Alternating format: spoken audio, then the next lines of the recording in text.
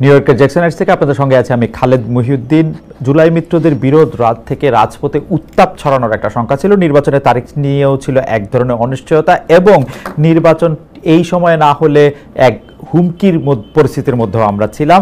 এসব নিয়ে কথা বলার জন্য আজ আমাদের সঙ্গে রয়েছেন বিএনপি চেয়ারপারসনের পররাষ্ট্র বিষয়ক কমিটির বিশেষ সহকারী ডক্টর সাইমুম পারভেজ। ডক্টর সাইমুম পারভেজ, আপনাকে আমাদের অনুষ্ঠানে স্বাগত জানাই। আপনি আমাদের সময় দিয়েছেন নরওয়ের অসলো থেকে, সেজন্য আপনাকে অনেক শুভেচ্ছা এবং ধন্যবাদ।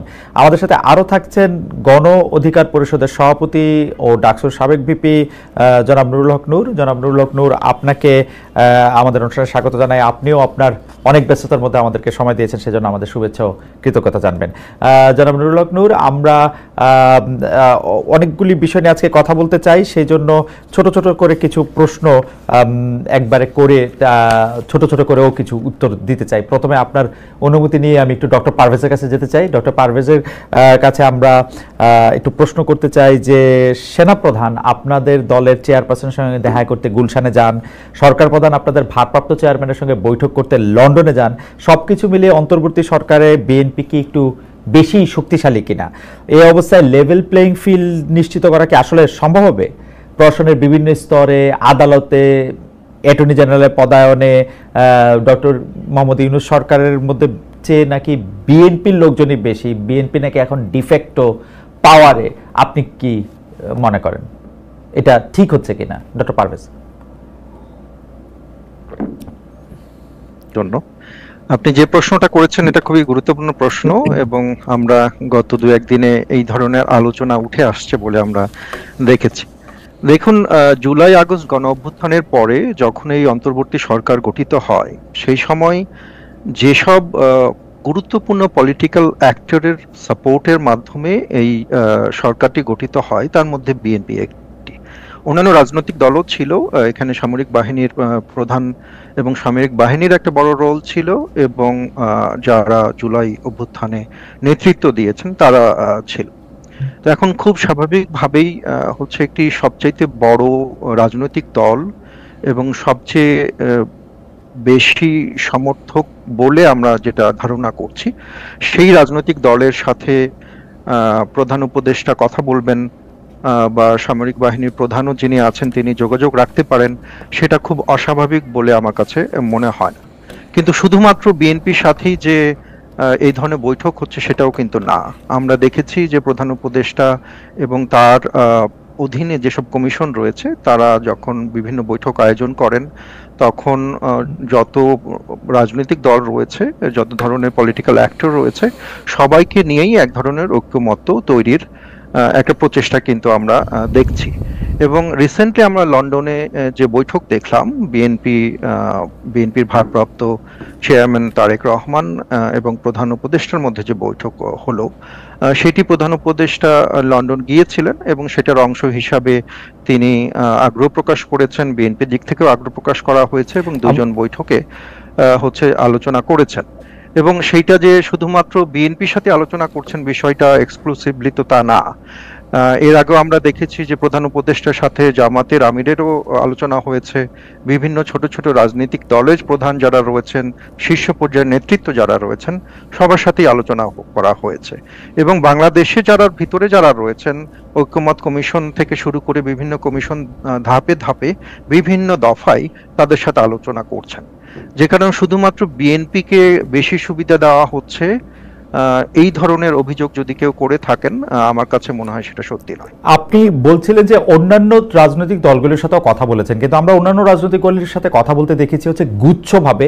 এখানে শুধু এককভাবে জনাব তারেক রহমানের সাথে দেখা করে কথাই বলা হয় নাই, জনাব তারেক রহমানের সাথে দেখা করে নতুন নির্বাচনের তারিখ ঘোষণা করেছেন প্রধান উপদেষ্টা। তো এতে করে কি মনে হয় না সে সবার উপরে জর্জর সত্য, মানে সবাই কেউ কেউ equal, somebody is more equal? আমি বুঝতে পেরেছি আপনার প্রশ্নটি, কিন্তু এখানে তো একটু পরিবর্তিত পরিস্থিতি রয়েছে বা এমন একটি ইউনিক সিচুয়েশন রয়েছে। যদি তারেক রহমান বাংলাদেশে অবস্থান করতেন এবং সেখানে যদি শুধুমাত্র তার সাথে আলোচনা করেই এই ধরনের সিদ্ধান্ত নেওয়া হতো, তাহলে হয়তো এই কথাটি প্রযোজ্য ছিল।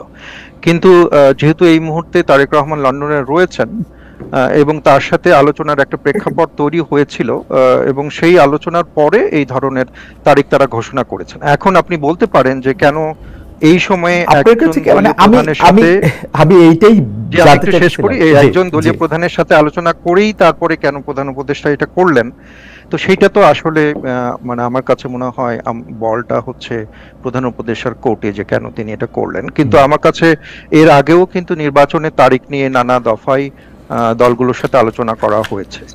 এখন তারপরে প্রধান উপদেষ্টা এটা বলেছেন যে ডিসেম্বর থেকে জুনের মধ্যে যে কোনো একটি ফেভারেবল টাইমে তিনি নির্বাচনটি করবেন। তিনি এপ্রিলে একটি ঘোষণা দিয়েছেন। ঘোষণা দেওয়ার পরে আমরা দেখলাম যে এপ্রিলে নির্বাচনের নানা রকম জলবায়ুগত এবং প্রাকৃতিক নানা রকম অসুবিধা রয়েছে, সেটা নিয়ে নাগরিক সমাজের মধ্যে আলোচনা হয়েছে। নাগরিক কোয়ালিশন নামে একটি জোট রয়েছে, তারাও কিন্তু ফেব্রুয়ারিতে ইলেকশনের কথা বলেছেন। এছাড়াও বিভিন্ন রাজনৈতিক দল এবং নাগরিক সমাজ থেকে ফেব্রুয়ারিতে নির্বাচন এগিয়ে নিয়ে আসার দাবি তোলা হচ্ছে। সবকিছু মিলিয়ে কিন্তু বিএনপি দাবি ছিল ডিসেম্বর, অর্থাৎ আমরা দেখেছি যে দুই পক্ষ থেকে একটি উইন উইন সিচুয়েশন করার মাধ্যমে হচ্ছে আমার ফেব্রুয়ারিতে এই তারিখটি নির্ধারিত করা। আমার কাছে কিন্তু মনে হয়েছে যে পুরোটাই আসলে বিএনপি ডিসেম্বর দাবি করা, সরকার প্রধানের এপ্রিল বলা, তারপর আবার ফেব্রুয়ারিতে আসা এবং এক ধরনের একটা ছদ্ম প্রতিযোগিতামূলক অবস্থানে থাকা। আমার কাছে মনে হয়েছে যে সরকারের মধ্যে যে বিএনপির প্রভাব অনেক বেশি এবং এটা যে একটা লেভেল প্লেইং ফিল্ড না, এইটাকে আড়াল করার একটা চেষ্টা করা হচ্ছে। আমি আপনার সাথে দ্বিমত পোষণ করি। কারণ সরকারের সাথে একটা না, কারণ এই মিটিং এর আগে পর্যন্ত কিন্তু বাংলাদেশে অন্যরকম কথা প্রচলিত ছিল। আমি জানি না যে আপনি খেয়াল করেছেন কিনা, অবশ্যই করেছেন, আপনি একজন প্রথিতযশা সাংবাদিক, আপনার জানার কথা। সেটা হচ্ছে যে বিএনপির কথা হচ্ছে তত্ত্বাবধায়ক অন্তর্বর্তী সরকার শুনছেন না, বা জামাত ইসলামী বা অন্যান্য দলের সাথে বা এনসিপির সাথেই তাদের বেশি যোগাযোগ। হঠাৎ করে এই মিটিং এর পরই যখন বিএনপির পুরোপুরি দাবিটাও মানলো না, কিন্তু বিএনপি এক ধরনের ছাড় দেওয়ার মাধ্যমে 2 মাস পরে, এবং আমরা দেখি অন্তর্বর্তী সরকারের প্রধানও তার যে টাইমলাইন সেখান থেকে একটা মাঝামাঝি পর্যায়ে নিয়ে আসা হলো। কিন্তু তখন আমরা দেখি এই আলোচনাটা লেভেল প্লেইং ফিল্ডের আলোচনাটা শুরু হলো। অর্থাৎ এইটা আমার কাছে মনে হয় না যে কখনোই বিএনপি কোনো অতিরিক্ত সুবিধা পাচ্ছে। আরেকটা যে জিনিসটা আপনি বলছেন, যেটা অনেকেই বলার চেষ্টা করে যে সরকারের মধ্যে প্রচুর পরিমাণে বিএনপির লোক আছে, তাই না? এই কথাটা বলার চেষ্টা করে। কিন্তু দেখেন বিএনপির হাতে তো ক্ষমতা নাই। বিএনপি গভর্নমেন্ট ফর্ম করেনি, কিন্তু বিএনপির জন্য অনেক রেসপন্সিবিলিটি রয়েছে। আমরা বিএনপিকে ব্লেম করছি নানা কাজের জন্য, কিন্তু আমরা এটা বুঝতে পারছি না যে বিএনপি একটি রাজনৈতিক দল, বিএনপি একটি সরকার না। কিন্তু সরকারের মতো এক্সপেকটেশন আমরা বিএনপির কাছে আশা করছি, কিন্তু সরকারে যাওয়ার জন্য বা একটি সুষ্ঠু নির্বাচন করে কোনো একটি দল ক্ষমতায় যাবে সেটির প্রক্রিয়া এতদিন অভাব ছিল। কিন্তু আমরা দেখি যে লন্ডন বৈঠকের পরে আমরা দেখি যে এখানে আপনি লন্ডন বৈঠকের পরের কথা বলতেছেন, ডক্টর পারভেজ নিশ্চয়ই আপনি আরো বলবেন। আমি শুধু কয়েকটা জিনিস মোটা দাগে আপনার আমি স্মরণ করায় দেই। সেটা হচ্ছে যে বাংলাদেশে অ্যাটর্নি জেনারেল নিয়োগ করা হয়েছে বাংলাদেশের সরকার গঠনের আগে। সেই অ্যাটর্নি জেনারেল সাবেক মানে উনি বিএনপিতে একজন মানে পদস্থ রাজনীতিবিদ ছিলেন। আমরা সরকারে এখন যারা মানবাধিকার বিষয়ক সম্পাদক ছিলেন এবং এই সরকার আসার আগে তিনি কিন্তু অ্যাটর্নি জেনারেল নিয়োগ হয়েছেন। 2 নাম্বার আমি যদি বলি যে বাংলাদেশে যতজন সরকারি কর্মকর্তা রয়েছেন এই মুহূর্তে, তাদের মধ্যে বেশিরভাগই নিজেদেরকে বিএনপি বলে পরিচয় দেন এবং বিএনপি ক্ষমতায় আসলে কি হবে সেই ব্যাপারে এখনই এটা ছক কষে। দেখুন খালেদ ভাই,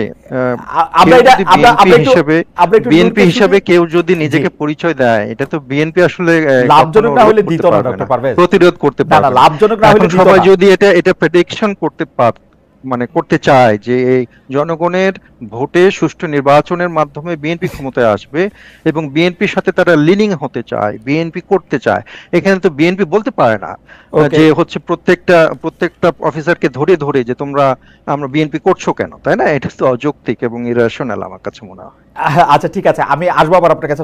তবে আমার কাছে মনে হয় যে ডিফেক্টো বিএনপি ক্ষমতায়, আমি আইন আদালত এবং বিচারের জায়গায় আসতেছিলাম যে সময় এই সরকার ক্ষমতায় আসছে, বিএনপি নেতাদের মামলাগুলি, বিশেষ করে বেগম খালেদা জিয়ার মামলাটি সেই দিনই তুলে নেওয়া হয়েছে। তারেক রহমান সাহেব সবগুলি মামলায় ইন অ্যাবসেন্টিয়া মুক্তি পেয়েছে। সেটা কি শুধু বিএনপির মামলায় তুলে দেওয়া হয়েছে নাকি প্রো ডেমোক্রেসি বা গণতান্ত্রিক আন্দোলনের যত কর্মীরা ছিলেন যত নেতারা ছিলেন তাদের বিরুদ্ধে যে মিথ্যা মামলা দায়ের করা হয়েছে সেগুলো না একে একে তুলে সবগুলি না, তাই না? সবগুলো না, বিএনপির মধ্যে তৃণমূল লেভেলের বেশি।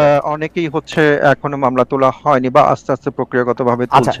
বিএনপির মধ্যে তো বেশি হবেই খালেদ ভাই, কারণ বিএনপি তো সবচাইতে বেশি মামলা দায়ের হয়েছে বিএনপির বিরুদ্ধে, অর্থাৎ বিএনপিরই তো সবচেয়ে বেশি মামলা না। যাই হোক, মানে এই মামলাগুলি কিন্তু ট্রায়াল করে প্রসেস মতো উঠে নাই।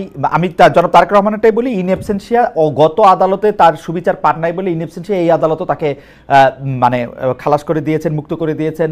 তার আদালত বিচার প্রক্রিয়া বিষয়ক আমি মন্তব্য করতে চাই না, কিন্তু আমার কাছে মনে হয় যে এর আগে যে মামলাগুলো করা হয়েছে সেগুলো রাজনৈতিক উদ্দেশ্য প্রণোদিত মামলা, এবং আমার কাছে মনে হয় সেই মেরিট দেখেই হচ্ছে আদালত সিদ্ধান্ত নিয়েছে। সেটা প্রসিডিউরাল ভাবেও করা যেত। যাই হোক, হাওয়ার আসছি আমি আপনার কাছে। আমি জনাব নুরুল হক নূর আপনার কাছে যেতে চাই। আপনাকে আমরা সম্প্রতি পটুয়াখালী ৩ আসনে রাজনৈতিক কর্মসূচি চালাতে গিয়ে স্থানীয় বিএনপির বাধার মুখে আপনি পড়েছেন। বাধার মুখে পড়ার পরে আপনার সাথে কথোপকথন আইন শৃঙ্খলা বাহিনীর, সেটা আমরা দেখেছি। সেটার ক্ষেত্রে আইন শৃঙ্খলা বাহিনীর অনুরোধের ক্ষেত্রে আপনাকে আমরা এক ধরনের এই শব্দটা আমি একটা ড্যাশ রাখলাম, ওই শব্দটা আপনি একটু বসায় নিয়েন।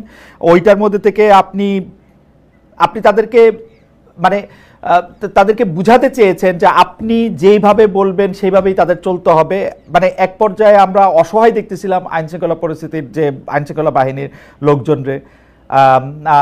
মানে এইরকমটা কেন আসলে? বিএনপির উপরে আপনি দায় দিয়েছেন, বিএনপির লোকজনের সাথে বা বিরুদ্ধে আপনি কথা বলেছেন, এবং আপনার মতো করেই আপনি এটা পরিচালিত করতে চেয়েছেন, সেটা কেন? মানে ইজ ইট লাইক জনাব নুরুল হক নূর? না, এখানে আমার মনে হয় যে প্রথমত হচ্ছে আমি আপনাদেরকে ধন্যবাদ জানাই, শামীম ভাইকে, দর্শকদেরকে শুভেচ্ছা, যে আপনি হয়তো পুরো ঘটনাটা জানেন নাই। যেটা হচ্ছিল, আমি আমার বিশেষ করে এখানে পুরনো ঘটনা একটু টানতে হবে।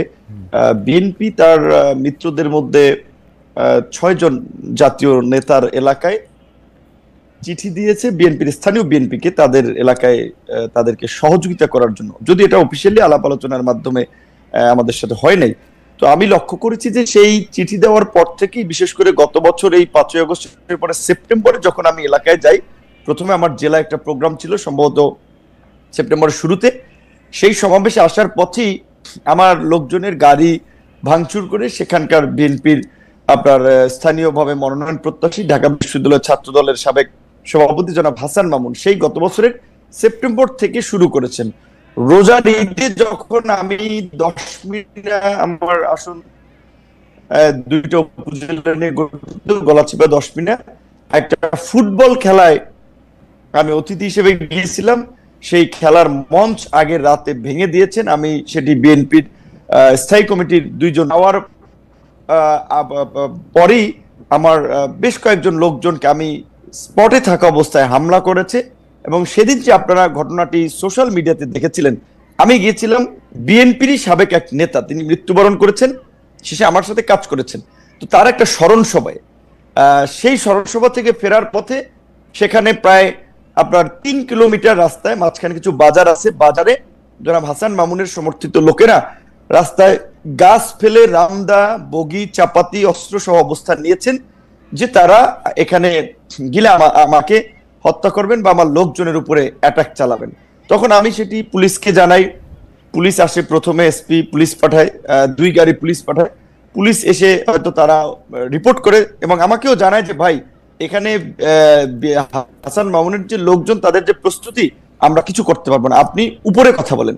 তার মানে উপরে কথা হলো, ওসি বলছে, আমি বুঝছি, তাহলে কি করতে হবে। আমি তখন পটুয়াখালীর সেনাবাহিনীর দায়িত্বে তাদেরকে জানালাম, তারাও 4 গাড়ি আসছে, পুলিশ 2 গাড়ি, সেনাবাহিনীর 4 গাড়ি, 6 গাড়ি আসার পরেও তারা আমার সাথে পার্সোনালি আলাপ করতেছিল, বলছে ভাই তাদের যে প্রস্তুতি, এখানে তারা রাস্তার পাশে ইট নিয়ে অবস্থান করছে, তাদের হাতে দেশীয় অস্ত্রশস্ত্র, আমরা এখানে কতজন লোক, আমরা এই আপনাকে এখান থেকে এই পথ দিয়ে নিয়ে যেতে পারবো না, আপনি বরঞ্চ অন্য পথ দিয়ে চলে যান। আমি বলছি কোথায় যাব? তারা বলছে আপনি উপজেলা শহরে যাবেন না, আপনি জেলা শহরে যান। বলছে আমার বাড়ি উপজেলায়, আমি কেন উপজেলায় যাব, এই জায়গাটুকু আমি কেন জেলাতে যাব? এই জায়গাটুকু আমি যাই নাই, আমি এই জায়গাটুকু দেখতেছিলাম নূর।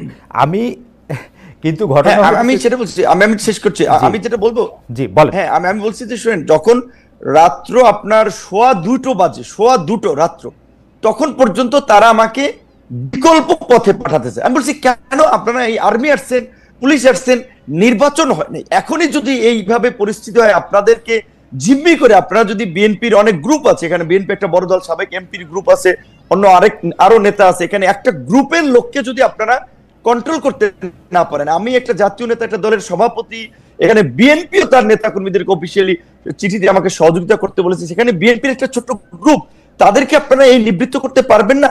তাহলে আপনাদের নিরাপত্তার দরকার নাই, আমি বাসি মরি, আমি আমার মতো যাই। যেই কারণে তখন আমি ওনাদের সাথে কথা বলে আমি আমার মতো রওনা দিয়েছিলাম। তো যাই হোক, মাঝপথে আবার আমাকে প্রশাসনের কর্মকর্তারা ফোন দিয়েছে, ভাই আপনি চাইেন না আপনার নিরাপত্তা আগে, আপনার কিছু হয়ে গেলে সেটা আমি একটু ছোট করে বলি নূর, এইটা তো আপনি জাতীয় নেতা, আপনি একটা জায়গায় যাইতে চাইতেছেন, আপনি প্রশাসন এবং আইন শৃঙ্খলা বাহিনীর সাহায্য চাইছেন, প্রশাসন এবং আইন শৃঙ্খলা বাহিনীর সাহায্য, ওরা এসে দেখছে যে অনেকগুলি এখানে লোক সমাগম আছে এবং তারা যদি আপনাকে সেখানে এসকর্ট করে নিয়ে যাইতে হইতো বা তারা আপনার সঙ্গে যাইতে হইতো, তাহলে হয়তো অনেক হানাহানি হতাহতের ঘটনা ঘটতে পারতো। সেইটা এড়ানোর জন্য তারা আপনাকে খুবই বিনীতভাবে অনুরোধ করছে যে আপনি ঘুরে এই রুটটা আপনি এই মুহূর্তে ব্যবহার করেন না। এইটা আপনি তখন আমাকে জেলা উপজেলা শহর থেকে ছেড়ে জেলা যেতে বলছে, আমার উপজেলা থেকে ওই পথটা ব্যবহার করতে না বলছে, ওই পথটা আমি কেন পালিয়ে যাব? ওই পথটা ওই পথটা ব্যবহার করতে আমার উপজেলা শহর থেকে আমি পালিয়ে জেলায় যাব? আপনার কাছে কি মনে হয়, আপনি আর্মি পুলিশের কাছে, জনাব নূর, আপনি কি আর্মি বা পুলিশের কাছে এই দাবি জানাতে চাইছিলেন যে আপনি ওইখান দিয়েই যাবেন এবং দরকার হলে 10টা 20টা 50টা গুলি করে মেরে তারপরেও যাবেন, মানে এই গত সরকারের আমলে হাসিনা সরকার যা করেছে? না, এখানে তো মারামারির তো কোনো কেস হয় না। ওনারা যদি জাস্ট সিম্পল ভাবে যদি ওদের সাথে কথা বলে বলতো যে এখানে তারা যাবে, আপনারা এখানে পথটা ছেড়ে দেন, কারণ আমার তো রোধ করার তাদের অধিকার নাই। আপনার কাছে একজন আপনি সন্ত্রাসীর কাছে পরাজয় বরণ করবেন, তারা আপনার রাস্তাঘাট অবরোধ করে কেন? আমি কি কাউকে মার্ডার করেছি? আমি কি সেখানে চাঁদাবাজি করতে গেছি? আমি একটা রাজনৈতিক কর্মসূচিতে গেছি, সেখানে কেন তারা আমাকে অবরোধ করবে? এটাই তো তাদের অপরাধ। আপনার কাছে কি মনে হয়েছে তারা কেন কথা বলে তাদেরকে রাস্তা থেকে সরিয়ে দেন নাই? এখানে আমি যতদূর জানতে পেরেছি তারা বলেছে ডিসি সাহেবের অনুমতি নাই। যেটা আমি বলছিলাম, এখানে জনাব হাসান মামুন ছাত্র দলের নেতা ছিলেন, ডিসি হচ্ছে তার কর্মী ছিলেন বোধহয়, এবং জনাব হাসান মামুনের ওয়াইফ একজন ডিসি, তিনি বগুড়াতে বর্তমানে ডিসি আছেন। তো তাদের কলিগ, সেই সুবাদে ডিসি সাহেব, আমি এর আগেও গত ঈদের সময় আমি এটা এই কমিটির সাথে যারা কাজ করে তাদেরকে অভিযোগ করেছিলাম। আমি সার্কিট হাউসে ছিলাম, আমি একটু বলি, আমি সার্কিট হাউসে ছিলাম, আমার রুমের কথোপকথন গোপনে ভিডিও করে ডিসি হাসান মামুনের কাছে পাঠিয়েছি। ডিসি সাহেব অনুমতি না দেওয়ায় পুলিশ ওখান থেকে আমাকে, তারা উপজেলা শহর থেকে ছেড়ে আমাকে জেলা শহরে চলে যেতে বলছে, যে এলাকায় তখন একটা বার্তা ছড়াবে যে বিপিনুর পালিয়ে গিয়েছে বা হাসান মামুনের কর্মীরা তোপের মুখে এলাকায় থাকতে পারেনি। আমি এটা তো করতে পারি না, আমার একটা ব্যক্তিগত রাজনৈতিক অবস্থান আছে না। রাইট, এটা তো ভয়ঙ্কর অভিযোগ। মানে আপনি কি মনে করেন যে একজন মানে বর্তমানে যিনি চেয়ারে বসে আছেন, কর্মরত জেলা প্রশাসক, আপনাকে সার্কিট হাউসের রুমে আপনার অজান্তে ভিডিও করে সেটি আবার আরেকজন রাজনীতিবিদের কাছে দিয়েছেন, এই অভিযোগ আপনি করছেন, তো ভয়াবহ অভিযোগ। কিন্তু আমার প্রশ্ন হচ্ছে যে আপনি কি এখনো মনে করেন যে রেজওয়ানা আপনি আসিফ নজরুল স্যার, উপদেষ্টা আসিফ নজরুল, রেজওয়ানা, সালেউদ্দিন সাহেব, 3 উপদেষ্টা, জনপ্রশাসন মোখলেস সাহেবকে আমি গত ঈদে, ক্যাবিনেট সেক্রেটারিকে, সবাইকে আমি অবহিত করেছি বিষয়টি। এবং এই ডিসির মূলত আশকারাতেই তারা আমাকে এলাকায় একটা অপদস্থ করতে চেয়েছে, রাজনৈতিকভাবে আমাকে পরাজিত করতে চেয়েছে, মানুষের কাছে ছোট করতে চেয়েছে, এবং এর সাথে ডিসির একটা ইনভলভমেন্ট আছে, যেই কারণে তখন আমি প্রশাসনের আরো উপরে কথা বলেছি যে আমাকে যেন এইখান থেকে যাওয়ার একটা ব্যবস্থা করে দেয়। আমি কেন আমার উপজেলা শহর ছেড়ে আমি জেলা?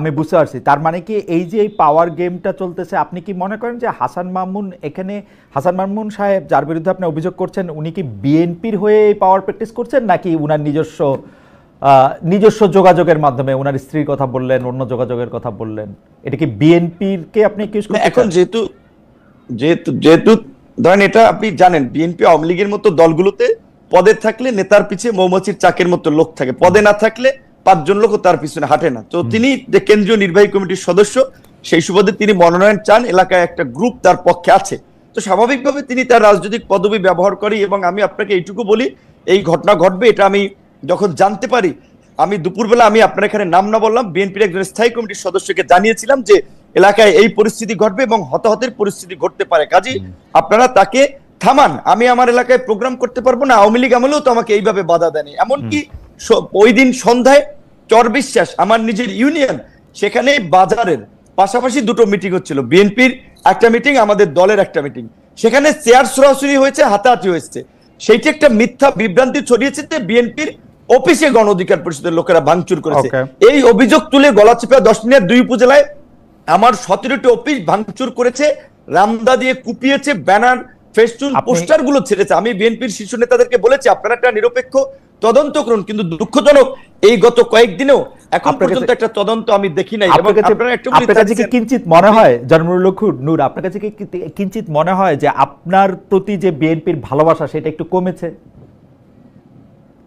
হ্যাঁ, হতে পারে, কারণ ধরেন বিএনপি আওয়ামী লীগের মতো বড় দলগুলোতে আওয়ামী লীগের সময় দেখেছেন না, একদিকে নৌকা একজনকে দিয়েছে, আবার স্বতন্ত্র আরেকজনকে দামি ক্যান্ডিডেট দাঁড় করিয়ে দিয়েছে যে তুমি যদি জয়লাভ করে আসতে পারো তাহলে ঘরের ছেলে আমরা ওয়েলকাম। এখন একদিকে হ্যাঁ রাজনৈতিক মিত্রতার জায়গা থেকে হয়তো বিএনপি আমাকে এই আসনে তারা সহযোগিতা করার কথা বলেছে, আবার দিকে তাদের দলীয় ক্যান্ডিডেটও মাঠে নামিয়ে আমাকে একটা বেইজ্জতি করার জন্য, লাঞ্ছিত করার জন্য বা হামলা মামলা করার একটা পরিবেশ তৈরি করেছে। এবং আমি যতদূর জানি এটা একটা লোকাল এখানে বড় ধরনের একটা গ্রুপ এবং কেন্দ্রীয় কেউ তাকে সাপোর্ট দিচ্ছে। তো এবং এটা বিএনপির, আমি এইটুকু বলবো, টপ লিডার থেকে শুরু করে সবাই জানে। তো গত বছরের সেপ্টেম্বর থেকে এই পরিস্থিতি চলছে, সেহেতু তারা তো কোনো পদক্ষেপ নেয় নাই, তাহলে তো অবশ্যই এটা বোঝাচ্ছে যে বিএনপির কোনো অংশের সিগন্যাল ওইদিকে আছে, এটা তো বাস্তব।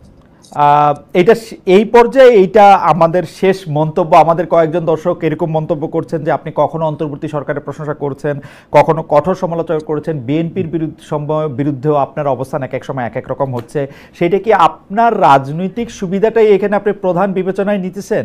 কেউ আপনাকে সাবেক প্রেসিডেন্ট HM এরশাদের সাথেও তুলনা করছেন যে উনি যেমন একটা পার্টির নেতা হিসেবে রাজনৈতিক সুবিধা নেওয়ার জন্য তার অবস্থান পরিবর্তন করতেন, আপনার মধ্যেও কি সেটা দেখা যাচ্ছে কিনা একটু যদি মন্তব্য করতেন। অবশ্যই রাজনীতিতে প্রত্যেক রাজনৈতিক দল দেশ জাতির জন্য যেমন কাজ করতে চায়, নিজের পলিটিক্যাল পার্টির স্বার্থটাও দেখবে অবশ্যই, কারণ সে যদি পজিশনে না থাকে তাহলে সে কিভাবে কাজ করবে। তো অবশ্যই রাজনৈতিকভাবে আমরা আমাদের দলীয় আমরা একটা অবস্থান আমরা দেখবো যে এইখানে একটা জোটে গেলে আমাদের একটা ভিন্ন অবস্থানে থাকলে আমাদের রাজনৈতিক অবস্থান ঠিক হয়, আমরা মানুষের জন্য কি করতে পারছি।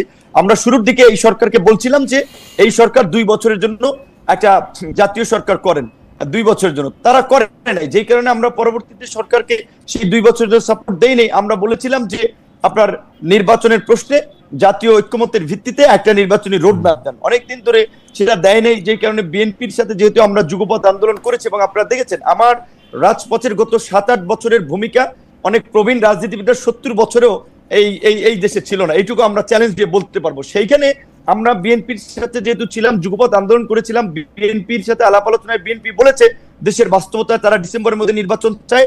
আমরা আমাদের দলীয় পজিশন ছেড়ে বিএনপির পজিশন নিয়ে আমরা ডিসেম্বরে নির্বাচনের জন্য সরকারের চাপ তৈরি করেছি। এবং এই যে লন্ডনের যে বৈঠক হয়েছে, অবশ্যই লন্ডনের বৈঠক আর যাই থাকুক, এইটা বাংলাদেশের এই উত্তপ্ত রাজনীতির মাঠে আমি মনে করি কিছুটা হলেও পানি ঢেলেছে বা উত্তপ্ত পরিস্থিতি ঠান্ডা করেছে এবং একটা অনিশ্চিত একটা আপনি বলবেন সংঘাত কিংবা একটা অনিশ্চিত যে রাজনৈতিক পরিস্থিতি ছিল সেটাতে কিছুটা হলেও একটা নিশ্চয়তার পরিবেশ তৈরি হয়েছে। এবং বিএনপি একটা বড় রাজনৈতিক দল, তার প্রধান সেখানে, তার সাথে ডক্টর ইউনূস সরকার প্রধান, তার সাথে মিটিং হওয়ার ফলে আমি মনে করি দেশের স্থিতিশীলতা, রাজনৈতিক পরিবেশ এবং আগামী নির্বাচনের ক্ষেত্রে একটা ভালো ফলাফল পাওয়া যাবে। সেই ক্ষেত্রে জনাব নূর, একটা কথা আপনি একটু মনে রাখেন তো, ধরেন যদি লন্ডনে বৈঠক না হইতো, ডক্টর মোহাম্মদ ইউনূস বলছিলেন যে এপ্রিলের প্রথম ভাগে ইলেকশন হবে, বিএনপি দাবি করছিল ডিসেম্বরে হবে, এখন এটা ফেব্রুয়ারিতে হবে, এই মানে প্র্যাকটিক্যালি তো ব্যবধানটা আসলে 2 মাসের বা 1.5 মাসের। এই 2 মাস বা 1.5 মাসের একটা সময়ের ব্যবধানের জন্য এত বড় উত্তপ্ত পরিস্থিতি সৃষ্টি হইতে হবে, সেইটাও বা কেন মনে হয়েছে? জনাব নূর, আমরা আপনার কাছে পরে আয়শা একবারে শুনি, একটু আমরা ডক্টর শামীম পারভেজের থেকে ঘুরে আসি। ডক্টর শামীম পারভেজ, আমি এই ব্যাপারটা নিয়ে আপনি আপনার মন্তব্য করেছেন আসলে কেন এটা হয়েছে। আমি অন্য একটা জায়গা থেকে একটা ব্যাপার আপনার দৃষ্টি আকর্ষণ করতে চাই। আপনি নিশ্চয়ই দেখেছেন যে এরকম কথাও হয়েছে যে লন্ডনে ডক্টর ইউনূস এবং জনাব তারেক রহমানের মধ্যে যে বৈঠক হয়েছে, এর একটা বড় কারণ হচ্ছে এই সরকারের নানা ব্যর্থতা আমি বলবো না, কনফ্লিক্ট অফ ইন্টারেস্টের জায়গা থেকে সরকার অনেক কিছু করেছে যেটা আসলে সে পরে তার এটার একটা কনসিকুয়েন্স সামনে আসতে পারে, সেইটার থেকে তাকে দায় মুক্তি দেওয়ার জন্য নাকি একটা আলোচনা হয়েছে। কেউ কেউ যখন আবার এই কথাটা সামনে আসছে যে ডক্টর মোহাম্মদ ইউনূসকে কাজে লাগাতে চায় বিএনপি সরকার যদি তারা ক্ষমতায় আসে, কেউ কেউ বলতেছেন যে ডক্টর ইউনূসকে বিএনপি রাষ্ট্রপতি করার ব্যাপারটাও চিন্তাভাবনা করতেছে। এই ব্যাপারে আসলে আপনি কি বলেন? আসলে কি ওরকম কোনো দায়মুক্তির দরকার ছিল ডক্টর মোহাম্মদ ইউনূসের? অনেকেই বলতেছেন কিন্তু যে ডক্টর মোহাম্মদ ইউনূস এবং তার সরকারের, তার লোকজনের, মানে এটার কিছু প্রমাণও আমরা দেখতে পাই যে যেই 3 উপদেষ্টা পদত্যাগ দাবি করেছিল বিএনপি, 2 জন ছাত্র উপদেষ্টা এবং একজন উপদেষ্টা জনাব খলিলুর রহমান, সেই খলিলুর রহমান সাহেবকে কিন্তু আবার ডক্টর ইউনূস সাহেব পাশে রেখেছেন বিএনপির এই বৈঠকের জন্য। তো এইটা এরকম মনে হইতে পারে কিনা যে কোনো একটা নেগোসিয়েশন হইতেছে, আন্ডার দ্য টেবিল কোনো একটা ডিলিং হইতেছে? না, আমি আপনার সাথে একমত না এই বিষয়ে। আমার কাছে মনে হয় না যে আন্ডার দ্য টেবিল কোনো ডিলিংস এখানে হচ্ছে। বরং আমার কাছে যেটা মনে হয় যে অন্তর্বর্তী সরকার একটা দীর্ঘ সময় এক ধরনের সরকারের একটা অংশ ভুল পথে পরিচালিত হচ্ছিল। তারা হয়তো কোনোভাবে মনে করছিলেন বা কোনো অংশ দ্বারা তারা প্রভাবিত হয়েছিলেন যে একটা লম্বা সময় ধরে ক্ষমতায় থাকার প্রয়োজন রয়েছে। যদিও আমরা ডিসেম্বর থেকে জুনের একটা টাইমলাইন বারবার রিইটারেট করা হচ্ছিল, বারবার বলা হচ্ছিল, কিন্তু আমরা এই ধরনের একটা আশঙ্কা করছিলাম যে একটা দীর্ঘ সময় ক্ষমতায় থাকার এক ধরনের অভিপ্রায় রয়েছে। কিন্তু যে কারণেই এক ধরনের হচ্ছে আমি বলবো যে সমঝোতার দরকার ছিল, এবং শুধু এটা বিএনপি না, বিএনপির মতো যারা লাইক মাইন্ডেড অন্যান্য পলিটিক্যাল পার্টি রয়েছেন তারা এবং সিভিল সোসাইটির মধ্যেও, সাধারণ জনগণের মধ্যেও নির্বাচন যে আসলেই অনুষ্ঠিত হবে এবং সঠিক সময়ে অনুষ্ঠিত হবে সেটা নিয়ে কিন্তু দ্বিধা এবং শঙ্কা আমরা সে সময় দেখি।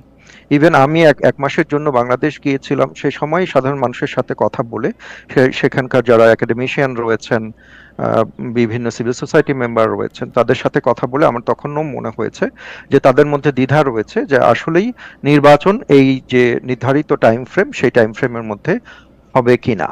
এবং সরকারের একটা অংশ যে এই নির্বাচনকে ব্যাহত করতে চাচ্ছেন সেই ধরনের আলাপ আলোচনা কিন্তু চলছিল। এখন এই সরকার কি করেছে এবং তার জন্য যে দায়মুক্তি প্রয়োজন কিনা সেই আলোচনায় আমি যেতে চাই না, কারণ এটার আসলে এভিডেন্স আমার কাছে নাই এবং আমি হচ্ছে নিশ্চিত না যে এই ধরনের কোনো দায় তাদের রয়েছে কিনা। ডক্টর পারভেজ, আমি আপনার আগের অংশটুকু থেকে একটু যদি একটু ছোট করে বলেন যে আসলে নির্বাচনটা দিতে চান না ডক্টর মোহাম্মদ ইউনূস বা তার সরকারে কেউ কেউ এরকম বলতেছেন, কিন্তু আমি আবারও পরীক্ষা করে দেখলাম তাদের কেউ কিন্তু এরকম কথা বলেন নাই যে তারা নির্বাচনটা আসলে অনেক সময়ের জন্য পিছায়া বা অনেক পিছনে নিতে চান বা অনেক দিন থাকতে চান, একজনও কিন্তু এরকম বলেন না। কিন্তু বিএনপি বারবার এই শঙ্কা খুব বেশি করে প্রকাশ করছে।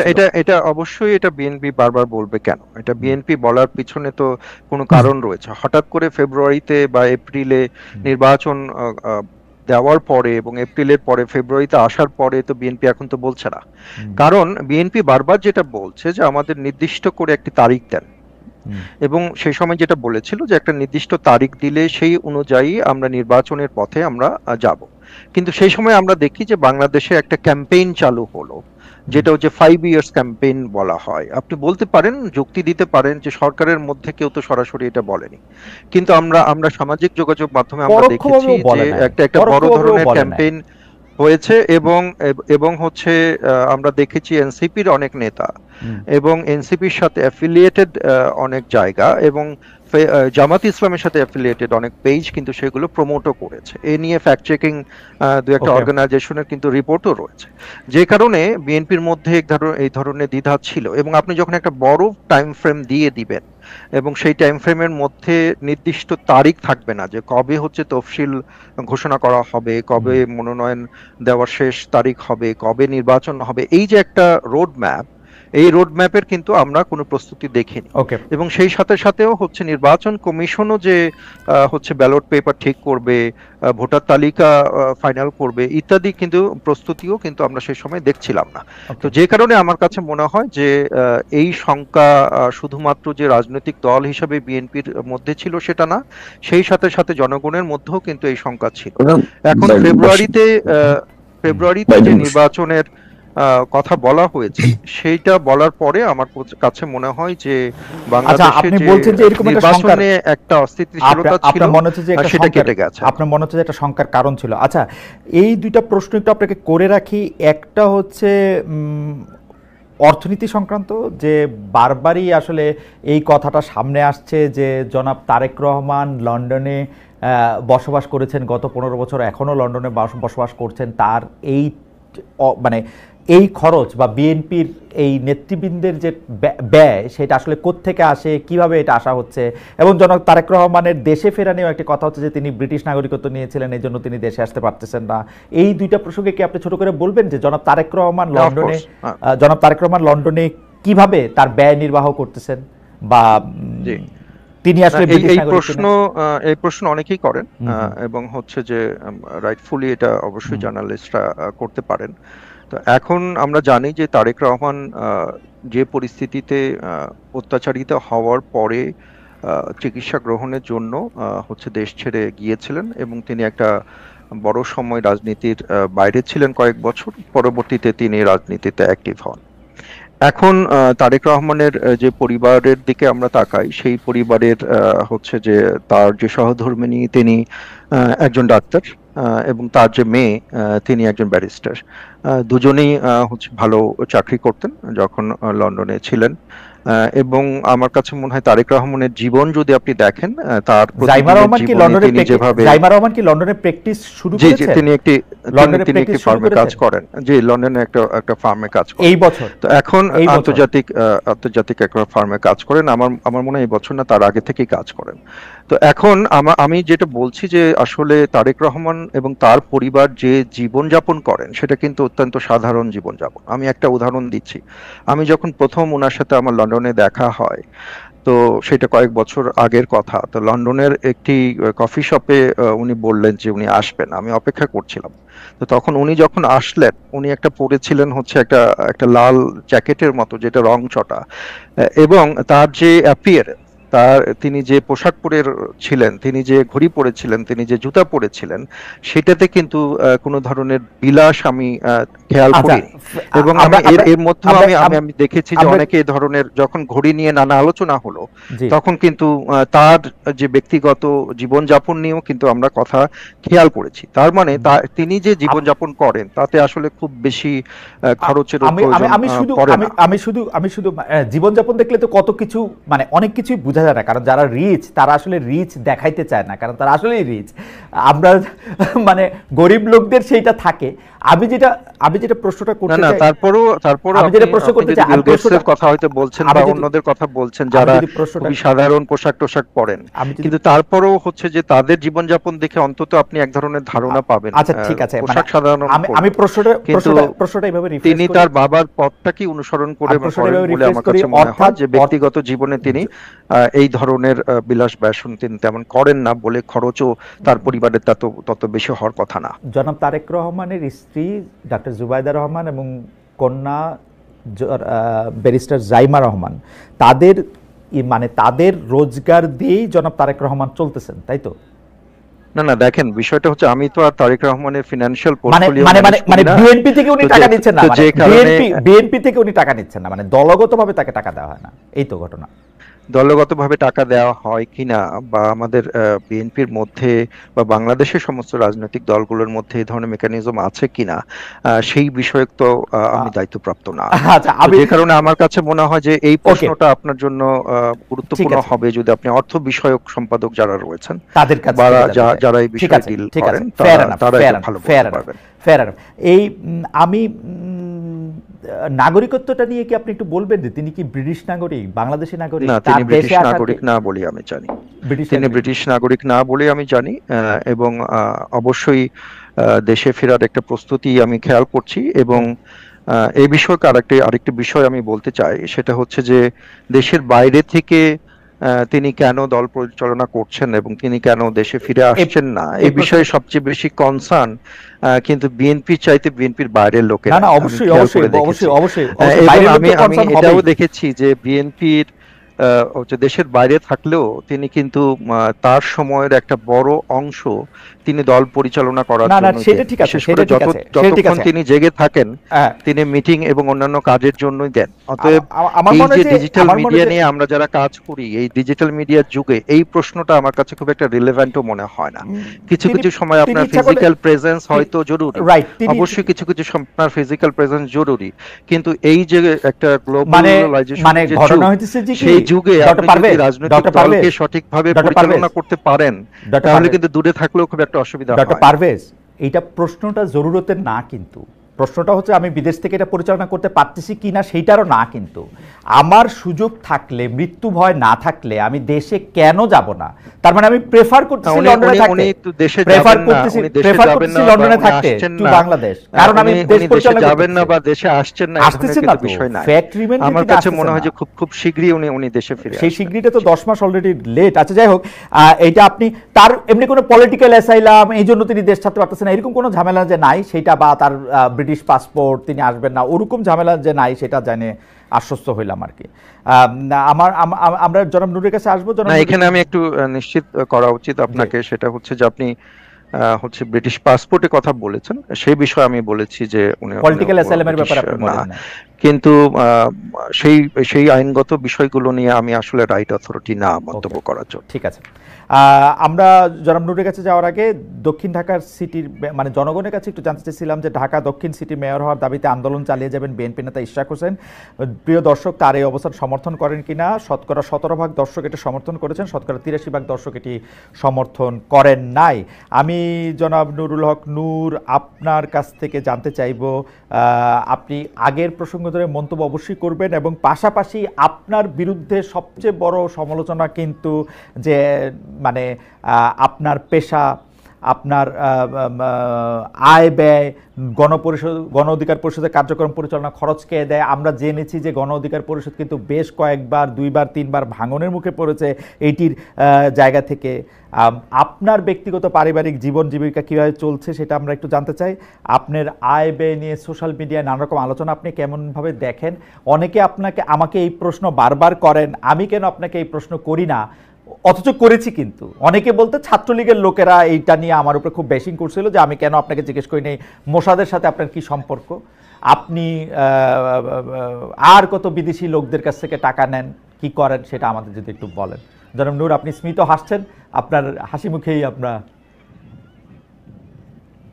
আগের অনেকগুলো প্রশ্ন হয় উত্তরটা খুব ক্লিয়ার আসে নাই, তো আমি সেটি বলছিলাম যে যেখানে যাই হোক সেদিন পরে ভোর রাতে আমি ওখান থেকে আর কি মুক্ত হই, এবং একেবারে আওয়ামী লীগ বিএনপির যেটা হয়তো ক্ষমতার পালাবদল হইলে প্রতিপক্ষের অফিস জ্বালিয়ে দেওয়া, কোপানো, ঠিক আমার 17টা অফিস সেটা ভাঙচুর করেছিল, 120 জন নেতাকর্মী আহত হয়েছিল, এটা বিএনপি নেতাকর্মীদের জানিয়েছে। এবং এর জন্য আমি বিএনপির যে আমার 2 উপজেলার সর্বস্তরের নেতাকর্মীরা আমার এগেইনস্টে ছিল, বিষয়টা এমন না, পরিষ্কার করেছি হাসান মামুনের যারা রাজনীতি করে সেই অংশটা। আর একটা কথা আপনি যেটা বলেছিলেন যে আমার রাজনৈতিক পজিশন একটু সরকারের পক্ষে কিংবা বিএনপির পক্ষে, দেখেন আমার নিজের অ্যানালাইসিস থেকে, আমার বুঝ ব্যবস্থা থেকে, আমার জ্ঞান থেকে আমি যেটা সঠিক মনে করি আমি সেই রণকৌশলে আমার অবস্থান নেই।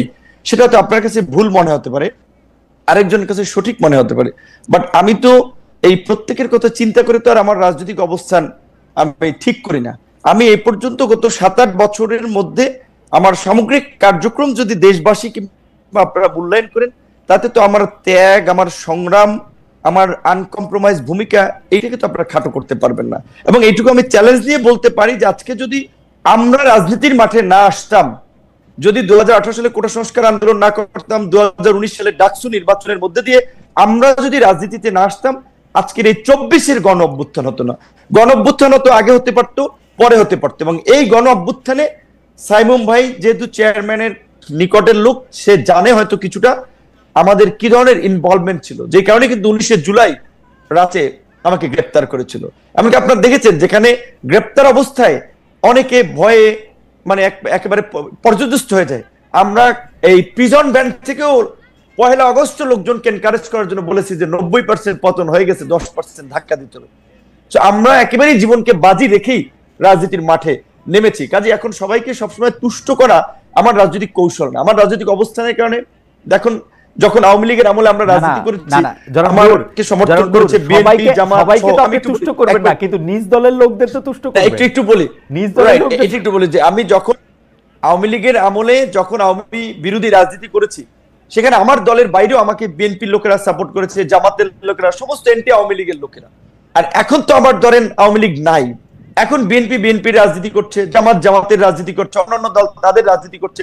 এখন তো একটা বড় মানে জায়গা থেকে সবাই যার যার দল গোছাতে প্রতিযোগিতায় লিপ্ত। কাজে এখন অনেকে তো মনে করছে তরুণ নেতৃত্ব হিসেবে ভিপি নূরকে বিতর্কিত করলে তাদের রাজনৈতিক অবস্থানটা শক্ত করা যাবে, তাদের পজিশনটা যেমন ধরেন এনসিপি এখন যারা তৈরি করছে, এদের অনেকেই তো আমার সাথে ছিল, আমার সাথে কাজ করেছে, আমার কর্মী ছিল, তারপরে তারা বড় জায়গায় গিয়েছে, আমি তাদেরকে স্যালুট করি, সম্মান করি, তারা আরো বড় জায়গায় যাবে। কিন্তু তারা তাদের রাজনৈতিক অনেকের হাতে করি তো আমার হাতে, এটা তো স্বীকার করতে হবে। হ্যাঁ, আমি ধরে রাখতে পারি না আমার অনেক কর্মীকে, নেতাকে, এটা একটা বাস্তবতা আছে। কারণ আমরা যখন রাজনীতিটা করেছি, আমরা বিভিন্ন মানুষের সহায়তা নিয়ে করেছি। আমাদের দলে এমপি ছিল না, মন্ত্রী ছিল না, ব্যবসায়ী ছিল না, তারা কিন্তু যারা আপনার দল থেকে চলে গেছে তাদের মধ্যে অনেক অংশই আপনার বিরুদ্ধে যে একটা অভিযোগ করেছেন, এর মধ্যে আর্থিক বিষয়টা একটা বড় অভিযোগ। এইটা যদি আপনি একটু বলতেন, ক্লিয়ার করতেন। এখানে রাইট, এটা হচ্ছে আমার নেতা কর্মীরা এইটা ওইভাবে বলে নাই, হয়তো দু একজন বলতে পারেন না জেনে। এইটা মূলত ক্যারেক্টার অ্যাসাসিনেশন করার জন্য এই কথাগুলো বলা হয়েছে। এটা একটা রাজনীতির বাইরের কিছু মানুষ কিংবা এটা একটা ন্যারেটিভ তৈরি করার, যেমন ধরেন তারেক রহমানের কথা আপনি জিজ্ঞেস করলেন। খালেদ ভাই, আপনি অনেক সিজন রাজনীতিবিদ, আপনি আমার যাই বলেন আপনাকে আমি সম্মান করি, আপনি আওয়ামী লীগের আমলেও বাংলাদেশ থেকে সাহসী সাংবাদিকতা করেছেন। তো দেখেন তারেক রহমান চলে কিভাবে, এই কোশ্চেনটা কেউ যদি জিজ্ঞাসা করে, আমি মনে করি এইটা আসলে খুবই অবিবেচকের প্রশ্ন এবং অবুঝ মানুষের মতো কথা। তারেক রহমান বাংলাদেশের সাবেক রাষ্ট্রপতির ছেলে, তারেক রহমান বাংলাদেশের একাধিকবার 3বারের প্রধানমন্ত্রীর ছেলে, তারেক রহমান একটা পার্টির আপনার সিনিয়র যুগ্ম মহাসচিব ছিলেন, এখানে তার তো নিজস্ব কিছু ব্যবসা বাণিজ্য ছিল, সে তো ফকির মিসকিনের ছেলে না, আমাদের মতো এরকম তো চরাঞ্চল থেকে উঠে আসা নিম্নবিত্ত পরিবারের সন্তান না, একেবারে সমাজের আপার ক্লাস এবং বাংলাদেশের মানে টপ ফ্যামিলির ছেলে বলতে গেলে। তাহলে তিনি আপনার তার ব্যবসা বাণিজ্য তো আছে কিছু, তার তো ওয়াইফ কিংবা মেয়ের ইনকামেও চলা লাগে না, আমি যেটা মনে করি। তাহলে এই কোশ্চেনটা করার অর্থ কি তারেক রহমান বিতর্কিত করা? ওই যে দেশ থেকে মানুষ বলে, আমি বলছি জননুর, আপনি কি বলতে চাইছেন এই কোশ্চেনগুলি আমরা করব না? মানে সাবেক প্রেসিডেন্টের ছেলের জন্য কি, সাবেক প্রেসিডেন্টের ছেলের জন্য কি টাকা আসমান থেকে পড়ে? আমি বলছি এই প্রশ্নটা আপনার না, এটা তো আপনার অডিয়েন্সের অনেকে, আমাদের দেশের মানুষ। আমারও প্রশ্ন, আমার রাজনৈতিকভাবে আসলে অসচেতন, আমারও প্রশ্ন। ওকে, আপনার থাকতে আপনি যদি অনেস্টলি জিজ্ঞেস করেন, আমি মনে করি তারেক রহমান উত্তর দিতে কমফোর্টেবল, জি, এটা কমফোর্ট ফিল করবে। কিন্তু কিছু মানুষ কিন্তু ইন্টেনশনালি ওই যে বলে তারেক রহমান মনোনয়ন বেচে, এই করে সেই করে, মানে তার ক্যারেক্টার অ্যাসাসিনেশন করার জন্য। তো এই জন্য বলছি এটা তারেক রহমানের বেলায় না, ঠিক আমরাও এই একই ঘটনা ফেস করি। আমি আজকে আপনাকে এখানে লাইভে বলি যে আমি জার্মান অ্যাম্বাসেডর ছিলেন এখানে পিটার ফারেনহোল্টস, তিনি এই বর্তমান আকিম ট্রাস্টটা ওনার আগের অ্যাম্বাসেডর ছিল। প্রসঙ্গক্রমে উনি আমার সাথে পার্সোনালি খুব ভালো সম্পর্ক ছিল, একটা মিটিং এ প্রসঙ্গক্রমে বলছিল they are saying Tarique Rahman is connected with যে এই ইন্টারন্যাশনাল মাফিয়া গ্রুপ টুপ এরকম বলছিল। তখন আমি ওনাকে বুঝাইলাম যে দেখো এগুলো তো একটা ইন্ডিয়ান ন্যারেটিভ তারেক রহমানকে বিতর্কিত করার জন্য, কারণ বাংলাদেশের জাতীয়তাবাদের উনি ভবিষ্যতের ধারক বাহক, এবং এমনও বলছিল আর অনেক কথা বলছিল, এগুলো আমি এখানে বলতে পারছি না। আমি যদিও বিএনপি করি না, কিন্তু বিএনপির এই পক্ষে পজিশনটা আমরা নিয়েছি, কারণ আমরা মনে করি এটা তো আমাদের দেশের জন্য একটা ব্যাড বার্তা যে আমাদের দলের শীর্ষ। না, সেটা ঠিক আছে। আপনার আয় ব্যয় পেশা নিয়ে যদি একটু বলতেন। জি জি, রাইট রাইট, এই যে আমার আয়ের কথা। হ্যাঁ, দেখেন আমি 2 বছর ধরে আমি আয়কর দেই। তো এখন ধরেন আমি তো রাজনৈতিক দলের নেতা, আমি এটা ফেসবুকে দিয়ে বেড়াবো, ইউটিউবে দিয়ে বেড়াবো আমি এই খাতে আমি আয় করি, আমি এটা করি। তারপরে আমি বলি না, আমি তারপর জিজ্ঞেস করছি, আমি বলছি এটা যে আমি 2 বছর ধরে ট্যাক্স দেই,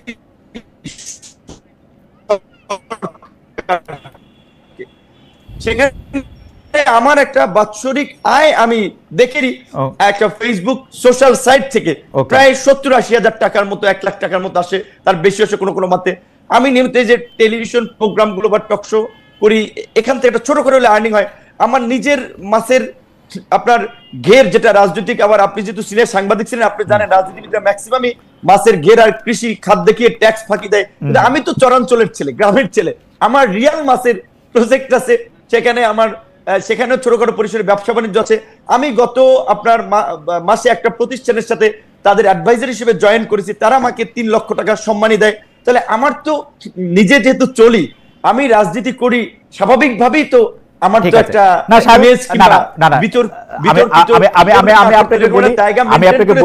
আমি আপনাকে বলি জনাব নূর, গত 15 বছর ধরে আওয়ামী লীগ সরকার ক্ষমতা থাকার পর আসলে তারা প্রশ্ন এবং বিতর্কের ঊর্ধ্বে নিজেদেরকে রাখতে চেয়েছিল, তারা কোনো রকম প্রশ্নই তারা নিত না।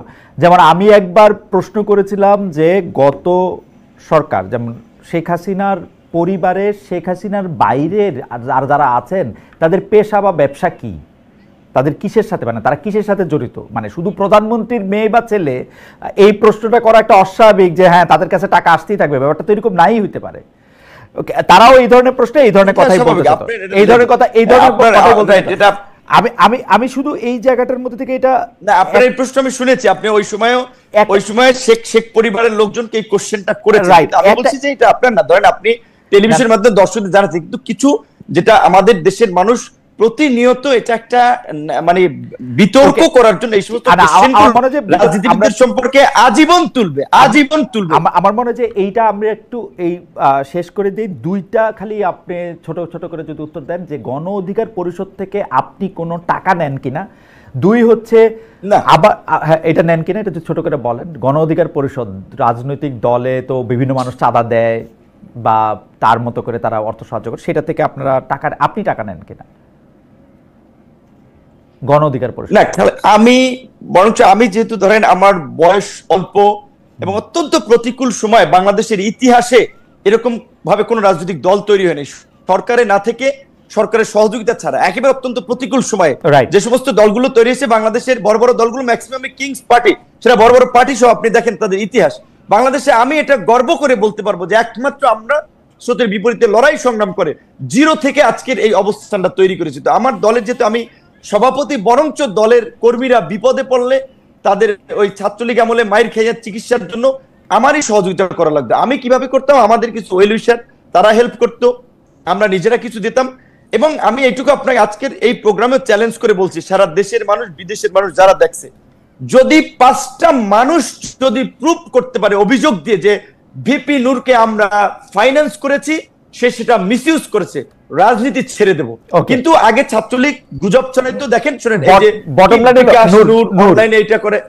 এখন আবার আমি বলি ভাই একটু বলি যে দুঃখজনক যে আমার ওই আঞ্চলিক ঘটনা নিয়ে জেলা ছাত্র দলের ছেলেরাও আমার বিরুদ্ধে স্লোগান দেয় যে বিকাশ নূরের চামড়া তুলে নেবো আমরা। তাও খুব হাসি জাগে, ছাত্রলীগ এই স্লোগান দিত, এখন আমাদের ছাত্র দলের সহযোদ্ধারা তাদের সাথে একসাথে জুলাই আন্দোলন করেছি, তারা ওই স্লোগান।